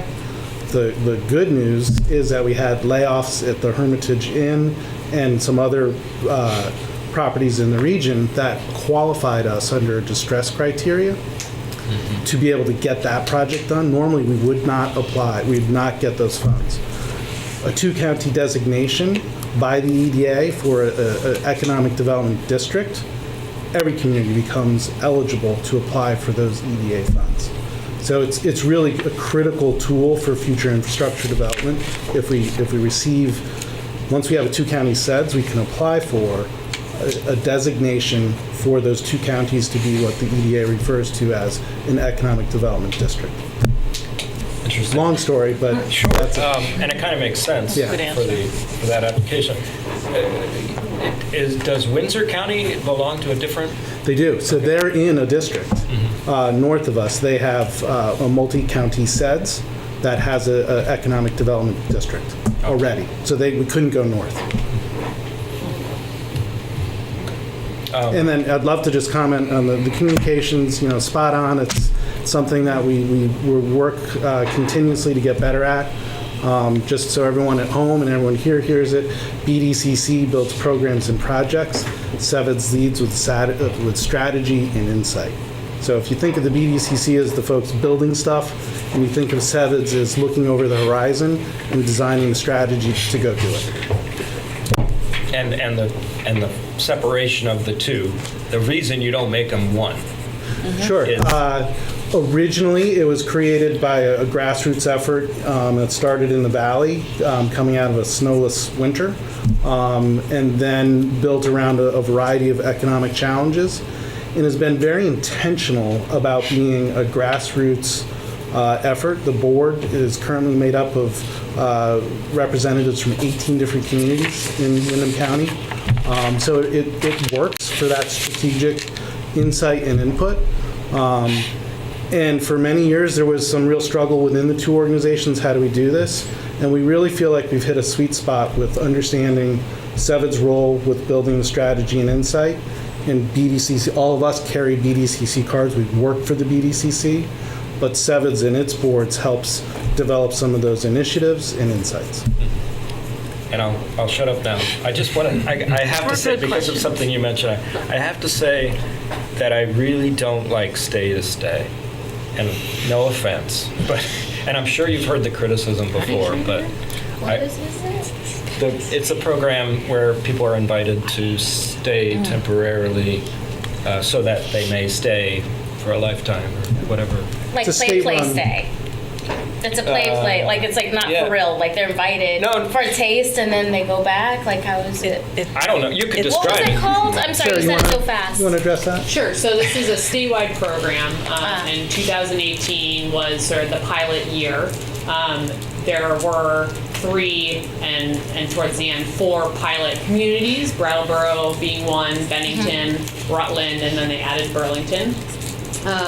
Basically, how the weekend looks is people can sign up for the weekend. What they get with that is a welcome reception put on by BCC, the Chamber, and the downtown organization, just welcoming them. We ask community members to attend to sort of give them a chance to talk to the guests about what it's like to live here, what it's like to work here. Then they go on their merry way as if they're here for vacation. Saturday, Sunday, they get to do what it is they would do if they were to come to Vermont. And then on Monday, we give them the opportunity to meet with employers, meet with realtors, or come visit the cotton mill. And so it's sort of this look into like what it would be like to live here and potentially work here. And so we just finished the first pilot year. I believe across the state there are 10 people that are either have moved here or are in the process of moving here because of that program. And it's a program of the Vermont Department of Tourism and Marketing. Yeah. Okay. So it's the state government that's I think, doing that. and you probably heard the criticism. It gets interpreted a lot, I think, as like turning away from people who are already here and who could use that help or workforce development or assistance in job skills and things like that, and turning towards people from away, as we say, and bringing them in while turning your back on folks that are already here. And I think of it's only one part of the great things you work on. So, but I'm going to throw that out as a criticism or a perception problem that maybe you want to address. Yeah, I think we'd be happy to share that with the Agency of Commerce and Community Development who lead that and take it into consideration with our participation. Thank you. I've talked too much. Anyone else have any questions? I just want to piggyback what Tim said earlier, and I'll be very brief. I did recall meeting with you guys a while ago just to get clarity on what it is that you guys do. And, in hearing your presentation, you answered some of my long-term questions I have about how we help Brattleboro to thrive and how do we keep people here, especially our youth, and how do we attract people. But again, clarifying that for the public would be great. Like, any way to possibly be making sure, or even down to, I think I saw on your website, something about a website, something you're doing, website building or something for businesses. I don't know if it's true. It'd be great if, people who have businesses or small business owners actually know that or are reminded of some of the resources you have, it's an active, constant reminder because you are bringing things to the area and people and all that good stuff. It just would be great to clarify that constantly to remind us all. Well, thank you. You've given us a great opportunity to do it here tonight. We'll be back next meeting to practice and say it all over again. We'll just keep getting better at it. But thank you for having us tonight. Yeah. Now, can you just tell us, because now we've been talking PDCC and SeVEDS, the money that you're going around, you're asking us for and other towns for, what does that explicitly go to? Great question. So what's so great about these funds is the flexibility with them. So many of the programs that we apply to from Department of Labor or other funding entities are very restrictive in condition, and you can't always match, you can't leverage state money to federal money to other federal money. So by having these funds be available, we use these last year's funds to raise the $300,000 I referenced before from other philanthropic, private, statewide, and federal participants in that P3 program. So they go to fund the Workforce Center of Excellence for the last 4 years, and will continue to do that. And is that under SeVEDS or BDCC? So it goes to SeVEDS, and SeVEDS has its own board, its own budget, it's its own IRS designation, and then SeVEDS contracts with BDCC to implement its strategic priorities. So each year the SeVEDS board identifies a list of strategic priorities. They hand that to me and say, do these. We figure out how we're going to go find the resources to get that done. And we rinse and repeat, and some of the things don't really change from one year to the next, but hopefully each year we're adding new things as we cycle through. Okay. Does anyone else have any questions?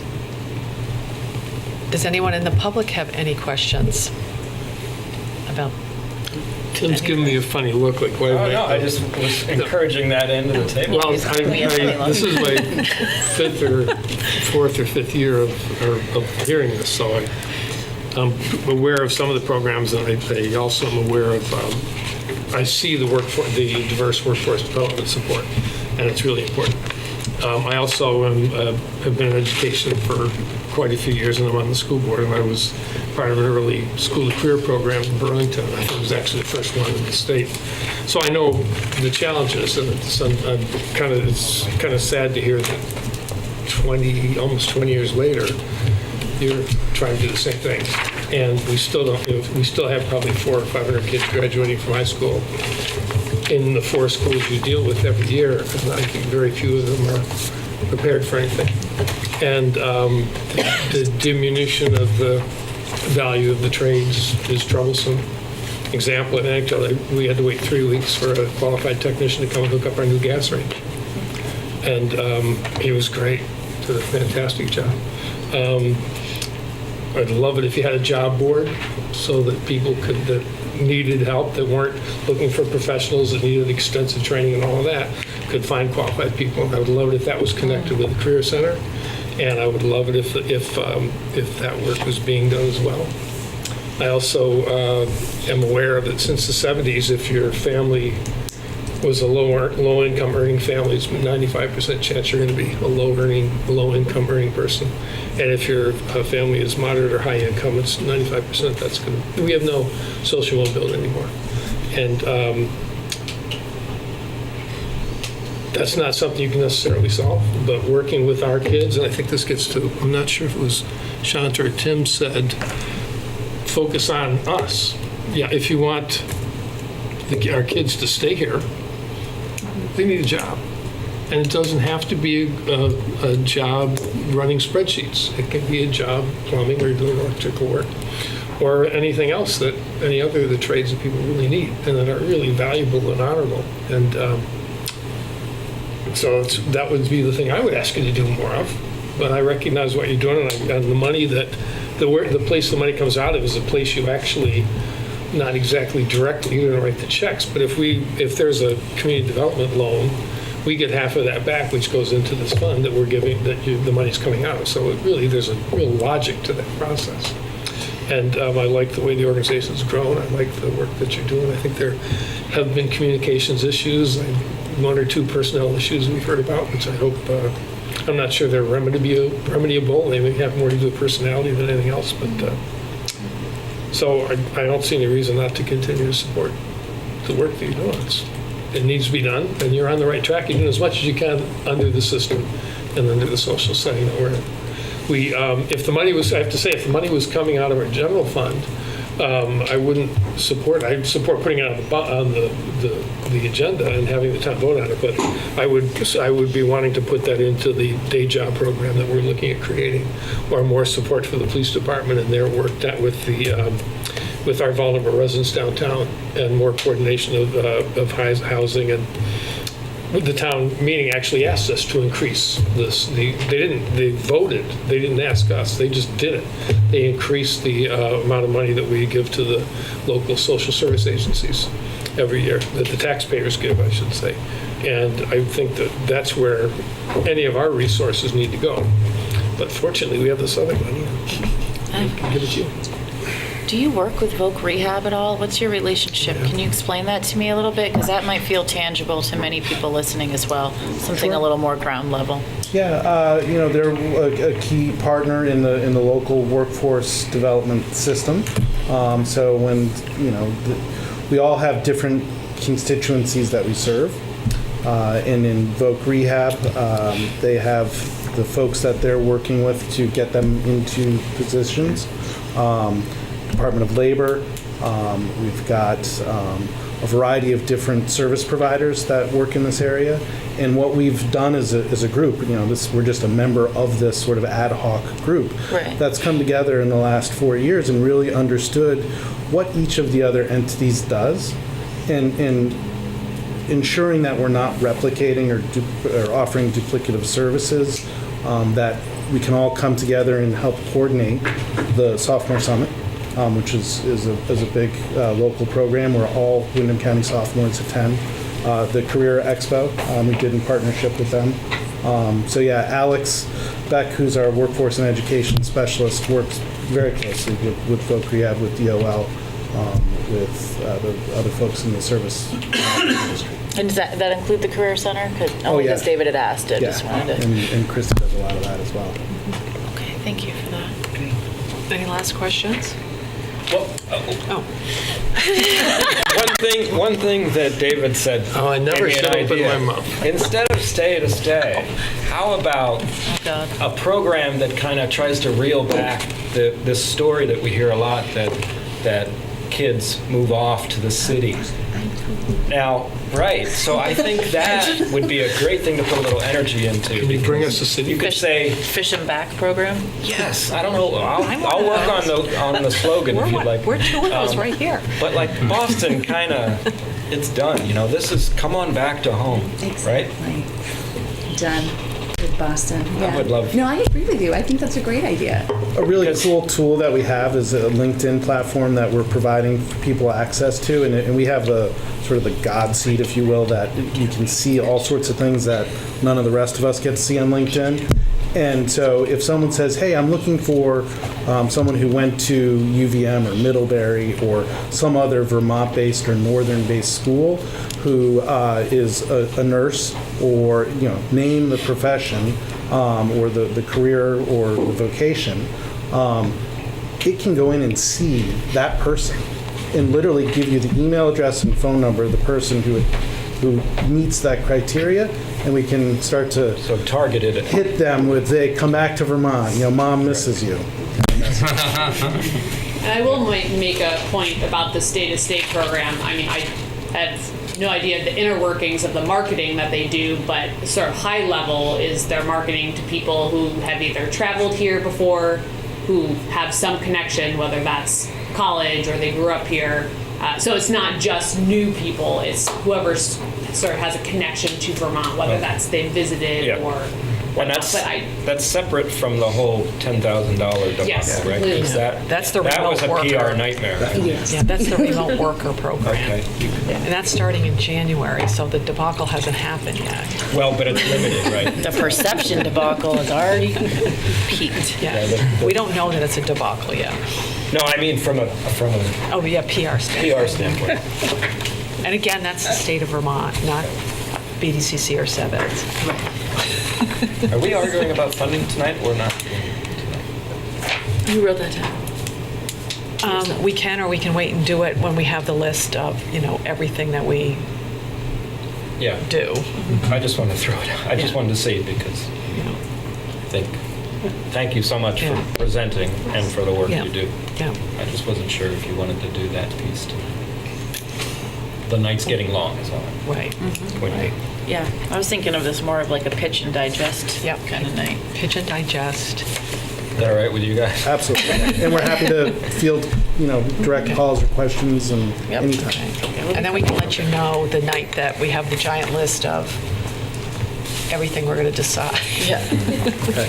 Thank you. Thank you. Thank you so much.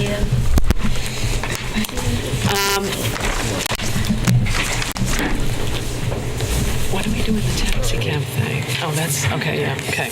Next, we're going to go back to the FY20 proposed budget. We've got the Assessor's Office and the Planning Services Department.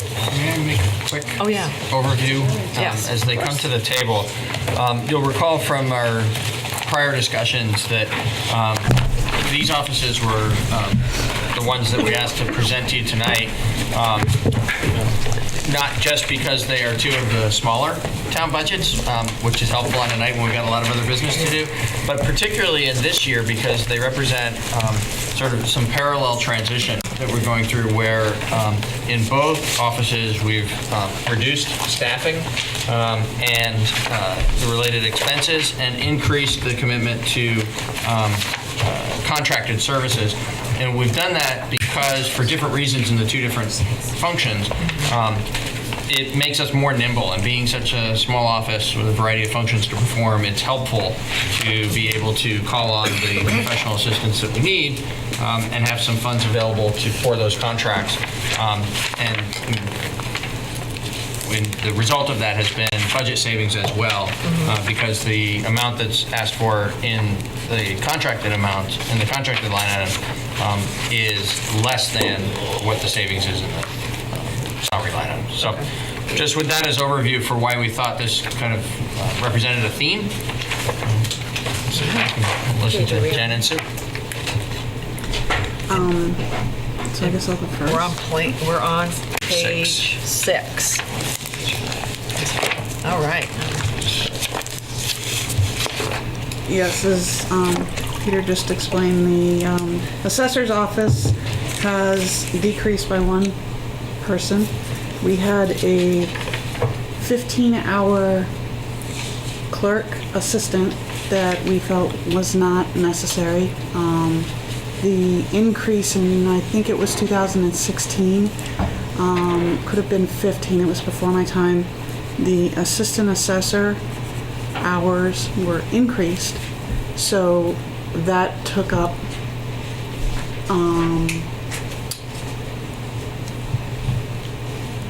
the need to eliminate another person.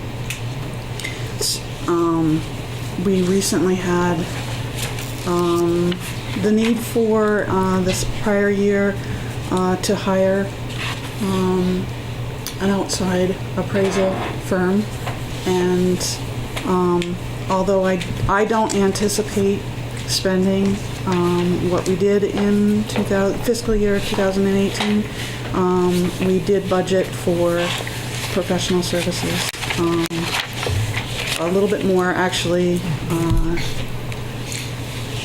than what was budgeted in fiscal year 19. I'm happy to answer any questions instead of going line by line. If anyone has any for me for the budget for the assessor's office. Does anyone have any questions? There's a qualifier there. I have this. I don't. You know those. This is probably not even a budget question, but I'm going to ask anyway. When you go on and you can go and see, like the property maps online, do you folks do that, or who does that? So, as far as budgeting, it's shared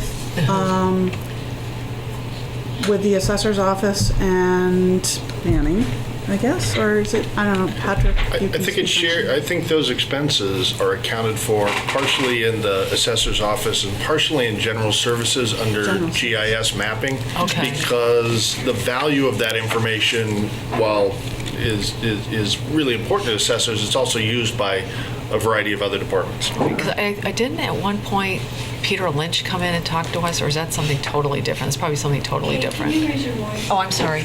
'Cause I won't even go on because I might be wrong, so I won't say that. But that's really good. That's good. Does anyone else have any questions? Do not. It's pretty straightforward. Again, it's straightforward. Just tell me really quickly about the board salaries line. That's us. That's the listers. That's the list. Oh, yes, I'm sorry, yes. That's the not us. listers, No. and that hasn't changed, right.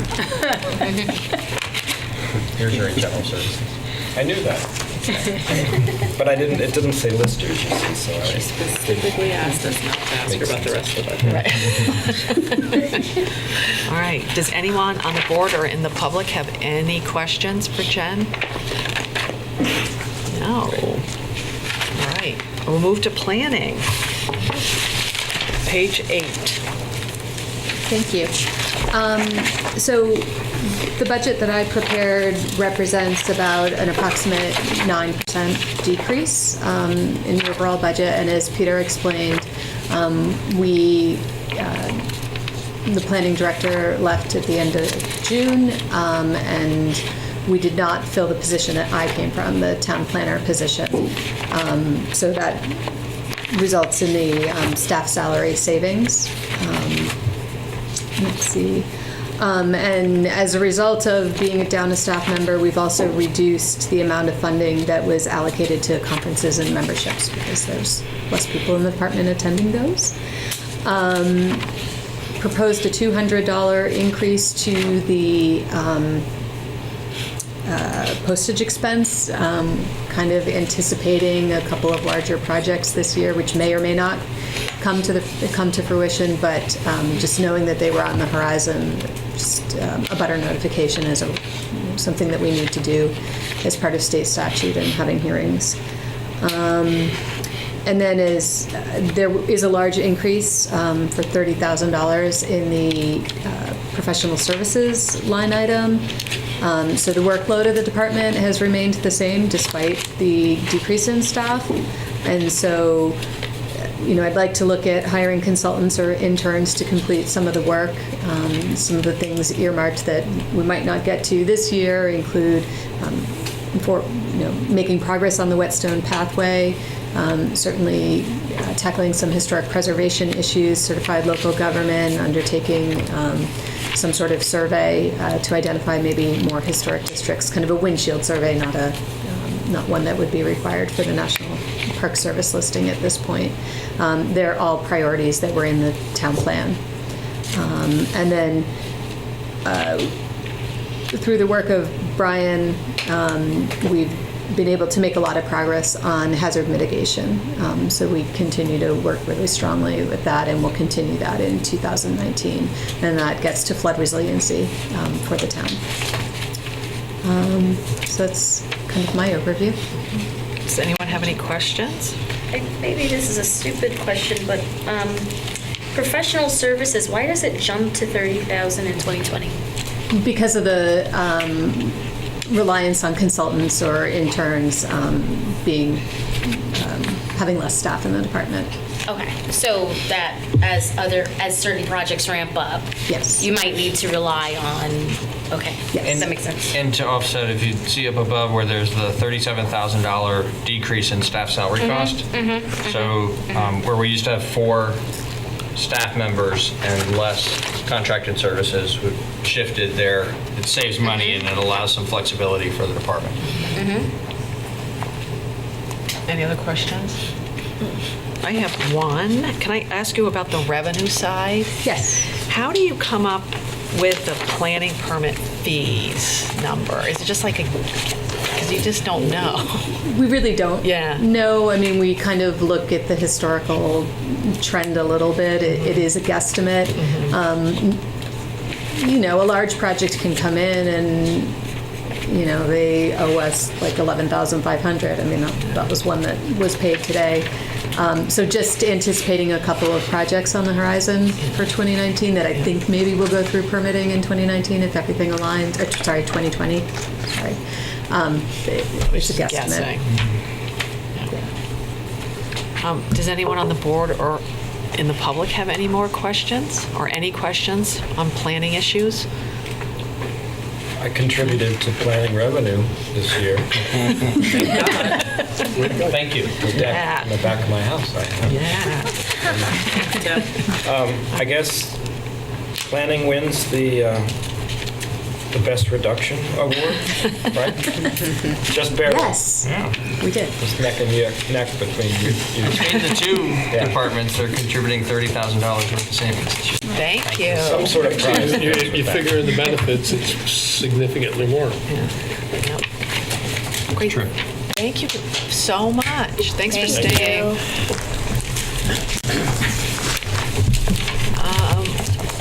Now we're going to get an update from Bob Fisher on the proposed, vehicles for hire ordinance. And I think we've had 2 conversations about this at meetings, or maybe more. Right, we have, and just to refresh the board's recollection and the public's, we had a proposed vehicle for hire ordinance come before the board for a first reading and a second reading.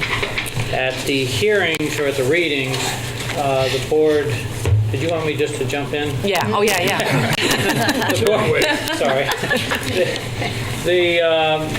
The board heard what was very good constructive criticism with regard to how we had suggested a new ordinance. And the idea behind that ordinance was to create a level playing field between the vehicles for hire, such as taxis, limousines, but also have the same rules, regulations, et cetera, that also would apply to transportation network companies such as Uber and Lyft. So we came up with that, and then at the what was the second reading, there was major pushback from the taxi companies, generally criticizing the town for having a duplicity of regulation, and which was good feedback. And based on that, the board decided to say, let's hold on this, assigned to me to do a little bit more research, and that's what this update is about tonight. So first, I'll split this in 2 parts. The first part is really an update with regard to, if you recall, in the Transportation Network Company law that was passed by the legislature last year, it also created a study committee for the summer with its report being due January 15, 2019 on whether or not the state should regulate vehicles for hire. So with regard to that, I looked into what they were doing and spoke with Jill Ricard, who works for the Agency of Financial Regulation, and that study is underway. And she was reaching out on behalf of the study committee to look at what various towns have already, and then they've had various public hearings. The one she most mentioned to me was one up in Burlington, but with regard to that, there are 15 towns in Vermont with taxi or vehicle for hire ordinances currently. With regard to that public comment, the taxi companies that actually gave public comment to this to that committee suggested that the recent state law was not strong enough. So it was a little bit different than what you were hearing from local taxi companies here. But they wanted the transportation network companies to actually have stiffer insurance requirements, better enforcement, because if you recall, the state statute has, they do a sampling of transportation network companies, and then they look to see if those drivers have had the requisite record checks, whether their vehicles are in compliance, etc. But it's really taking a sample of that. So the taxi companies that attended some of those public comment hearings in Burlington thought that those should actually be stronger. There was, however, a general theme of regulation from the state and from the town being duplicitous, or could be. What we were hearing is that many of these same companies have cars that they hire out, whether it's for transporting special needs children or limousines, etc., that they have DOT licenses, and that was much of the criticism that we heard is, well, why should I come in for a license before the town of Brattleboro if I already have a DOT license? So we did a little bit further research into those other license regulations, and we found differing state statutes with regard to insurance levels. And many of the insurance levels depend on the number of passengers that you're taking, whether it's up to 7, and then there's an 8 to 15 range, and then above 15. And much of that is also mirrored in the Federal Motor Carrier Safety Administration Act, which has a whole set of regulations for buses, limousines, shuttles to airports, those sorts of things. So, what we found is that while there are record checks that are required, the extent of the record check is different depending on the regulating authority. So when we look at taxi ordinances and we look at the transportation network companies, what is really trying to be regulated there as far as record checks is to make sure that you have safe drivers and drivers that have not been convicted of serious crimes against the person or crimes of kidnapping, sexual assault, those sorts of things, so that when you flag a vehicle down, you have a good expectation of being safe in that vehicle.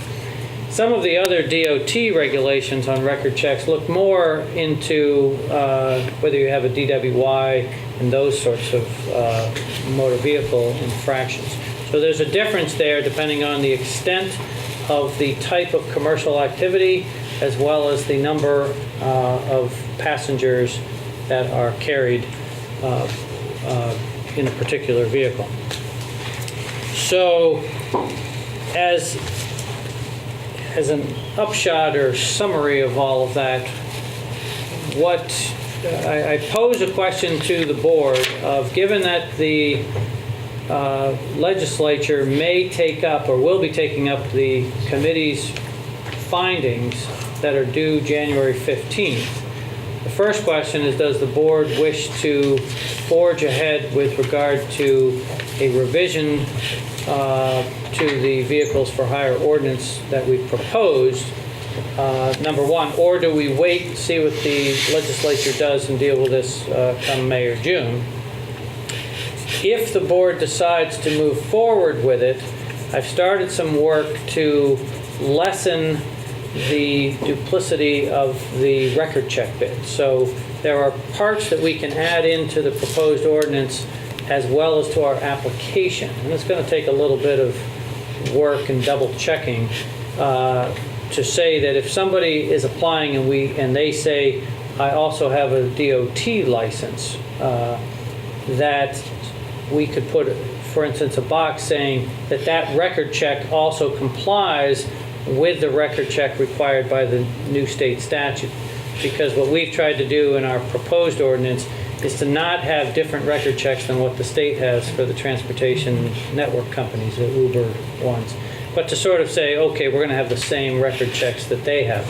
So if somebody has a DOT license, when they apply, we're not necessarily going to have them go out for a new record check if they state that that record check complies with the Vermont state law on that. That's just one example of where we might be able to cut out a duplicative type of a application requirement for them. And there are some others with regard to insurances. Inspections would be another good example, so that with an application, we'd still require an application, but as what they would have to go through, they wouldn't have to go through it twice. But if you want to forge ahead with the ordinance, remember that given these would be significant changes, we really should start over with another first reading and second reading, and then there is a time period, so you're really looking at approximately 3 months down the road before it would go into effect in any event. So I let you, I'm not trying to sway you towards waiting or not, but just you should know that if you do go ahead and you say, let's put this on for first reading at your next meeting, it's still going to have a delayed effect before it takes effect.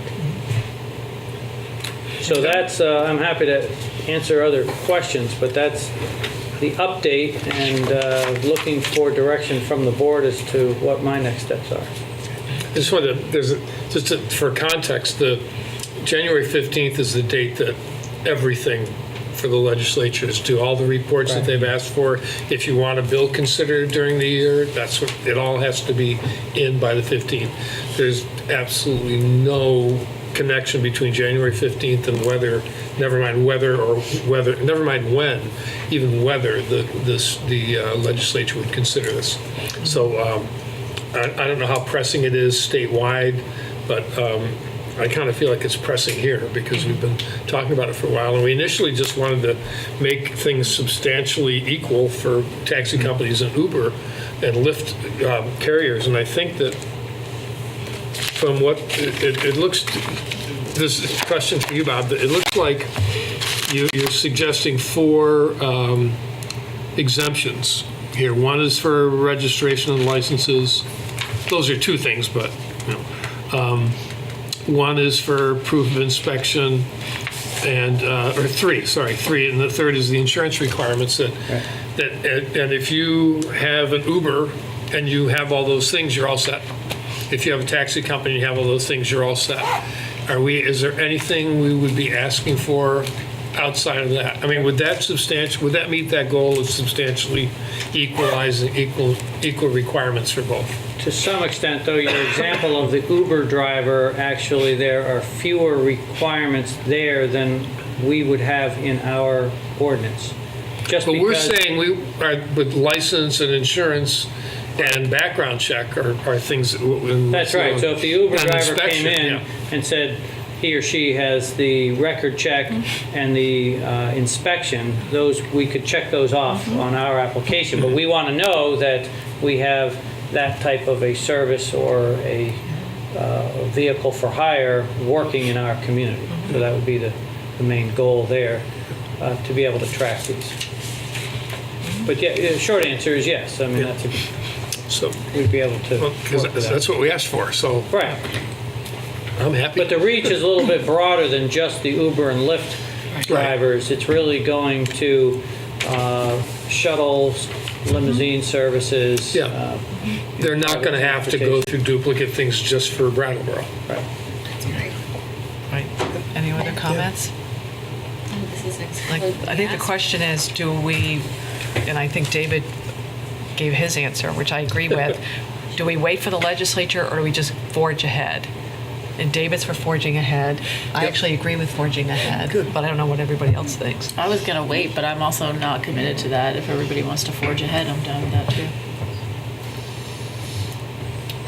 Does that put a lot more strain on our staff? True. And that would be the one consideration, Bob. It does. And with regards, I would venture, the short answer is yes, but more on Jan, really than Jan's already got a lot going on. The 2 of us would be working together on that. So as far as deadlines, we certainly, I think, would want to have a little more flexibility there. Well, would we know more from the state if we did wait till after? I mean, it says here that Jill thinks the study is well underway. Right, but the study's underway, but the study's going to be done. Rightfully so, would not commit in speaking to me whether or not she thinks that there's going to be legislation taken up or not. I mean, that's to be determined. Right, and it could be taken up and it could be killed along the way. I mean, I think if we wait for the Vermont legislature, no offense if anybody's watching, you know what I mean, we're having something that's important to us. We're waiting for somebody else to do it, and there's lobbyists up there. I mean, someone could go and could get killed. You know what I mean? So, they've got is our time frame set on how? Is our time frame set on when we have to do it? If we say yes, we want to do it ourselves. No. I mean, can we say spring? So it'd be a similar time frame as if we were choosing to wait. I think we should. Or you think we need to get? Well, I don't want to put pressure on people, but I mean, this is actually something that I think is important. Yeah. You know, if we're doing this for public safety reasons, then I think I don't want to kick it too far down the road because we're doing this for a reason. I personally say forge ahead. Okay. But forge ahead slowly. Well, it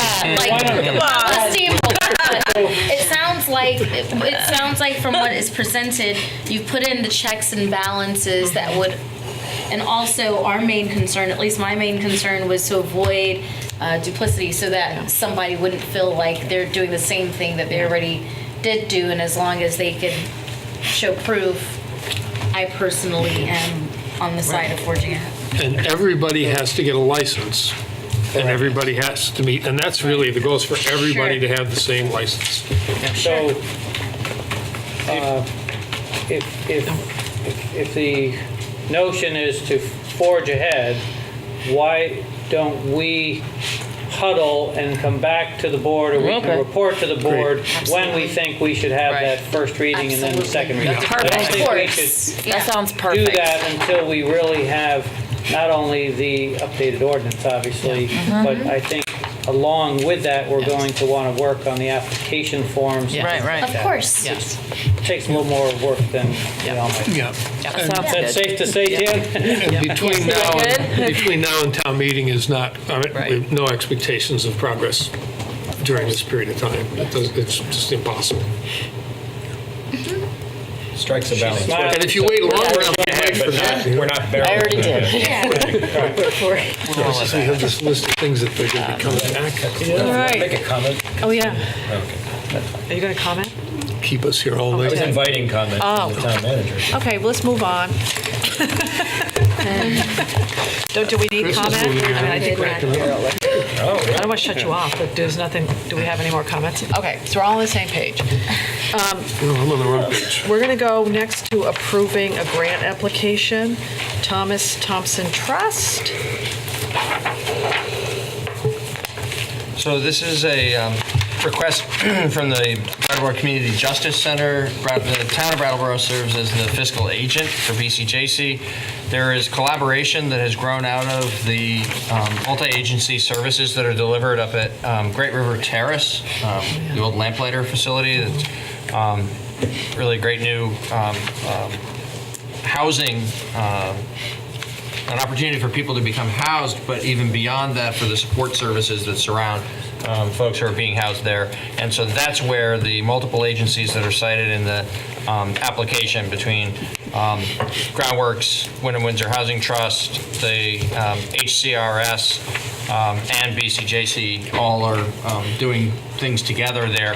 Through that collaboration, BCJC saw an opportunity, together with the Greater Falls Community Justice Center, which provides the same sorts of restorative justice services in Bellows Falls as what BCJC does here, to expand upon this sort of joint services model and do training among the various organizations that are doing this work in the two different communities. Youth services I didn't mention, which is also a part of that collaborative program. So the request here is for a portion of the funding that is proposed for this overall program. It's $5,000 that would be funded by the Thomas Thompson Trust if this grant is awarded, and we're asking for your permission to apply for it. Great. Any questions? It's a really great idea. Yeah. I mean, they've created a physical community, and now they're going to give it a real what's the word? Infrastructure, social infrastructure. Right. Yeah, it's interactive and it's wonderful. Does anyone want to make the very long motion? I'll do it. I'd like to make a motion to approve the Brattleboro Community Justice Center's application for a $5,000 grant from the Thomas Thompson Trust to pay for staff time, materials, food, and stipend for clients in collaboration with Greater Falls Community Justice Center, Groundworks Collaborative, and Youth Services to engage, train, and motivate area nonprofit staff and clients to incorporate restorative justice practices into the ongoing work of their organizations. Thank you, Shanta. Our signers worked up a sweat. Yeah. We have a motion to approve the Brattleboro Community Justice Center's application for $5,000 grant from the Thomas Thompson Trust. All those in favor, please say aye. Aye. Anyone opposed?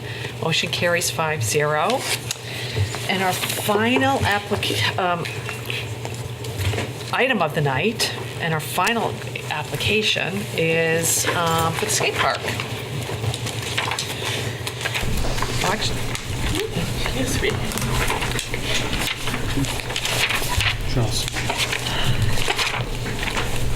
Good evening.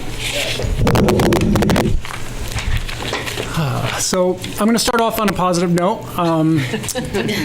The skate park committee, we had 2 great meetings focused on design. We had a professional professional skateboarder here in town that conducted the meetings. The first meeting, over 20 people attended both meetings, parents, skaters, neighbors of the park, supporters. And the first meeting was all about brainstorming. What type of park do the participants want? Do they want a vert park or street? Street is more like stairs, rails, ramps. Vert is your bowls, your quarter pipes, things of that nature. And people brainstormed, talked about their opinions, actually drew up their own, park that they would like to see. And the designers went away and then came back about a month later with 2 proposals that blended both of those types of features to the level that they thought the town would want. One was like a triangle so that the flow would consistently go around the triangle as each skater would hit each of the features. The other one was more of a V shape with a bowl at one end, and then again with the blending of each one of the features. The participants at the meeting beat up both of those designs, again talked about the ratio of what they would want, and they went away again, and then came back to our specific group with their proposal. We then also asked for preliminary numbers from Stantec, and that's why we're here tonight. Preliminary numbers, very preliminary, very conservative. But we're asking for you to grant your permission to allow us to apply for a grant up to $85,000. The preliminary numbers came back pretty high between what we have and what they're saying that we need. So because they're preliminary, Carol has definitely been doing her job, getting on the phone with Stantec, and they're going through the numbers again. We will be pulling out what we see as what is not needed, considering what they gave us for things that they listed. We'll be pulling those out. And then we're also going to be reaching out to our local community to understand real numbers in Brattleboro for what it takes to put in each one of, not each one, but the line items, the concrete, all of these different things, or some of the work, to see if we can reach out and see about in-kind donations that would complement just straight out paying cash. Maybe we can get some help from resources we have here. So again, we're asking for permission up to $85,000, but it's not going to be there. We're going to figure out that right number. The grant is due December 14th, so that's why we're here today. The biggest thing that we wanted to put before you and let you know that the numbers had changed initially, so it's not sticker shock when we do go out to bid. That we'd be totally upfront and let you know what our challenges are along the way. And like Jeff said, I have had numerous conversations with Stantec as recent as this afternoon, is saying, okay, sharpen it up. Do we need 20 trees? No. Do we need shrubs? Yes. We don't need 20 trees. We need shrubs. We got to meet the local requirements set out in the permit. But that's some fine tuning that we're taking from here and starting to put down through the sifter, and so that we have a better number. But to sit here tonight up against the deadline of when to apply for the grant, we wanted to put that out there before you, let you know what the challenges are, and seek your permission in moving forward and applying for that grant. Just to dial it back in, I did reach out to Tony Hawk Foundation in August. They reconfirmed to me $46 a square foot, which where I've been all the time. Stantec is at 50 up to 70. There's a disconnect between these two groups, but we did our homework throughout the years and made sure that we put our best foot forward. And I've never built a skate park before in my life, but this is where we sit. We just thought it was important that you guys hear it from us, that it doesn't, you're not reading headlines in the paper, that I communicated with Peter as soon as we started to even get the preliminary numbers, when I started to get a little bit of sticker shock and let you know what's going on. Hasn't gone out to bid yet. It may be a totally different story when it goes out to bid, but we want to let you know what the preliminary numbers are looking like. Anyone questions? Yeah, just how optimistic are you that you'll get the grant? Is this something we've gotten a bunch of, and they might say, well, I mean, You know, it's like any grant, you know, you never know. There's 100,000 to be spread out with everybody. So, you know, as a committee, you know, we were talking, you know, earlier saying, you know, going for 85 is probably not realistic, you know, because if you got 100 to spread around, you're not going to dump 85 in Brattleboro. You know, so we got, you know, as a committee, once we hear from Stantec, get a better idea on that number and really hone in on an appropriate number to apply for. And my recommendation to the committee is probably going to be looking into the 30 to 35,000 range. Even though it might not be everything we need, I think it's better than asking for the pie and only getting a plate. Anybody else have any questions? Well, it's disappointing, obviously, another bump in the long, long road of the skate park. And I'm sure to our town meeting reps it'll be disappointing because I think there was a real sense in the room that we wanted to push it over the top there. I was just curious if Tony Hawk Foundation had any comment. Did you tell them that the Stantec was coming in much higher than their? I haven't given them the numbers that we received. I think it was mid last week that we received these numbers. I haven't talked to Tony Hawk. Yeah. Yes, not yet. I have not. Just curious. You know, you got a difference there of you've got professionals that are out in the field and are encouraging groups, this is what you need to apply for, and then you've got the guys in the field that are working the real numbers, and they've got to come to the middle and meet. Yeah. You know what I'm saying? Because I'm sure it's not just Brattleboro, Vermont that has experienced this feedback. Any other questions and comments by board or the public? Yes, we have one. He speaks. From the Finance Committee. What would you say the funding shortfall is at this point? Can you give a specific number in terms of what you are looking at and what's available right now? I didn't analyze their numbers that well. Yeah, we've raised a little over 230,000. And their numbers are very preliminary and have been moving a moving target over the last few days. You know, we're probably in the ballpark of $75,000 to $85,000 off. Could be more, could be less. But that's why I've been spending a lot of time on the phone with them, just like really honing down their numbers. And if for any reason the grant funding didn't come through, would you be looking at a redesign of the facility to meet the available funds? I guess it's safe to say that's what we're working with right now. We're trying to look at a redesign of how we can get, for the lack of a better term, the best bang for our buck. This is what we have without compromising the integrity of the project. Thank you. Any more comments or questions? Someone like to make a motion? I move that we approve the Recreation and Parks Department's application on behalf of BASIC for an $85,000 Vermont Outdoor Recreation Economic Collaborative Community Grant from the Vermont Department of Forests, Parks, and Recreation to help pay for construction of a skate park at Living Memorial Park. We have a motion to approve the Recreation and Parks Department's application on behalf of BASIC for an $85,000 grant. All those in favor, please say aye. Aye. Aye. Anyone opposed? Motion carries 5-0. Thank you. All right, Thank you. thank you for the time. Thanks. Take care, guys. We have no more on our agenda. So would someone like to make a motion to adjourn? So moved. We have a motion to adjourn. All those in favor say aye. Aye. Anyone opposed? Motion carries 5-0. Thank you, everybody.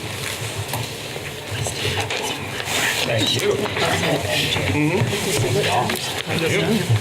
It says 8:45. Thank you. Really? We're going at 9:15.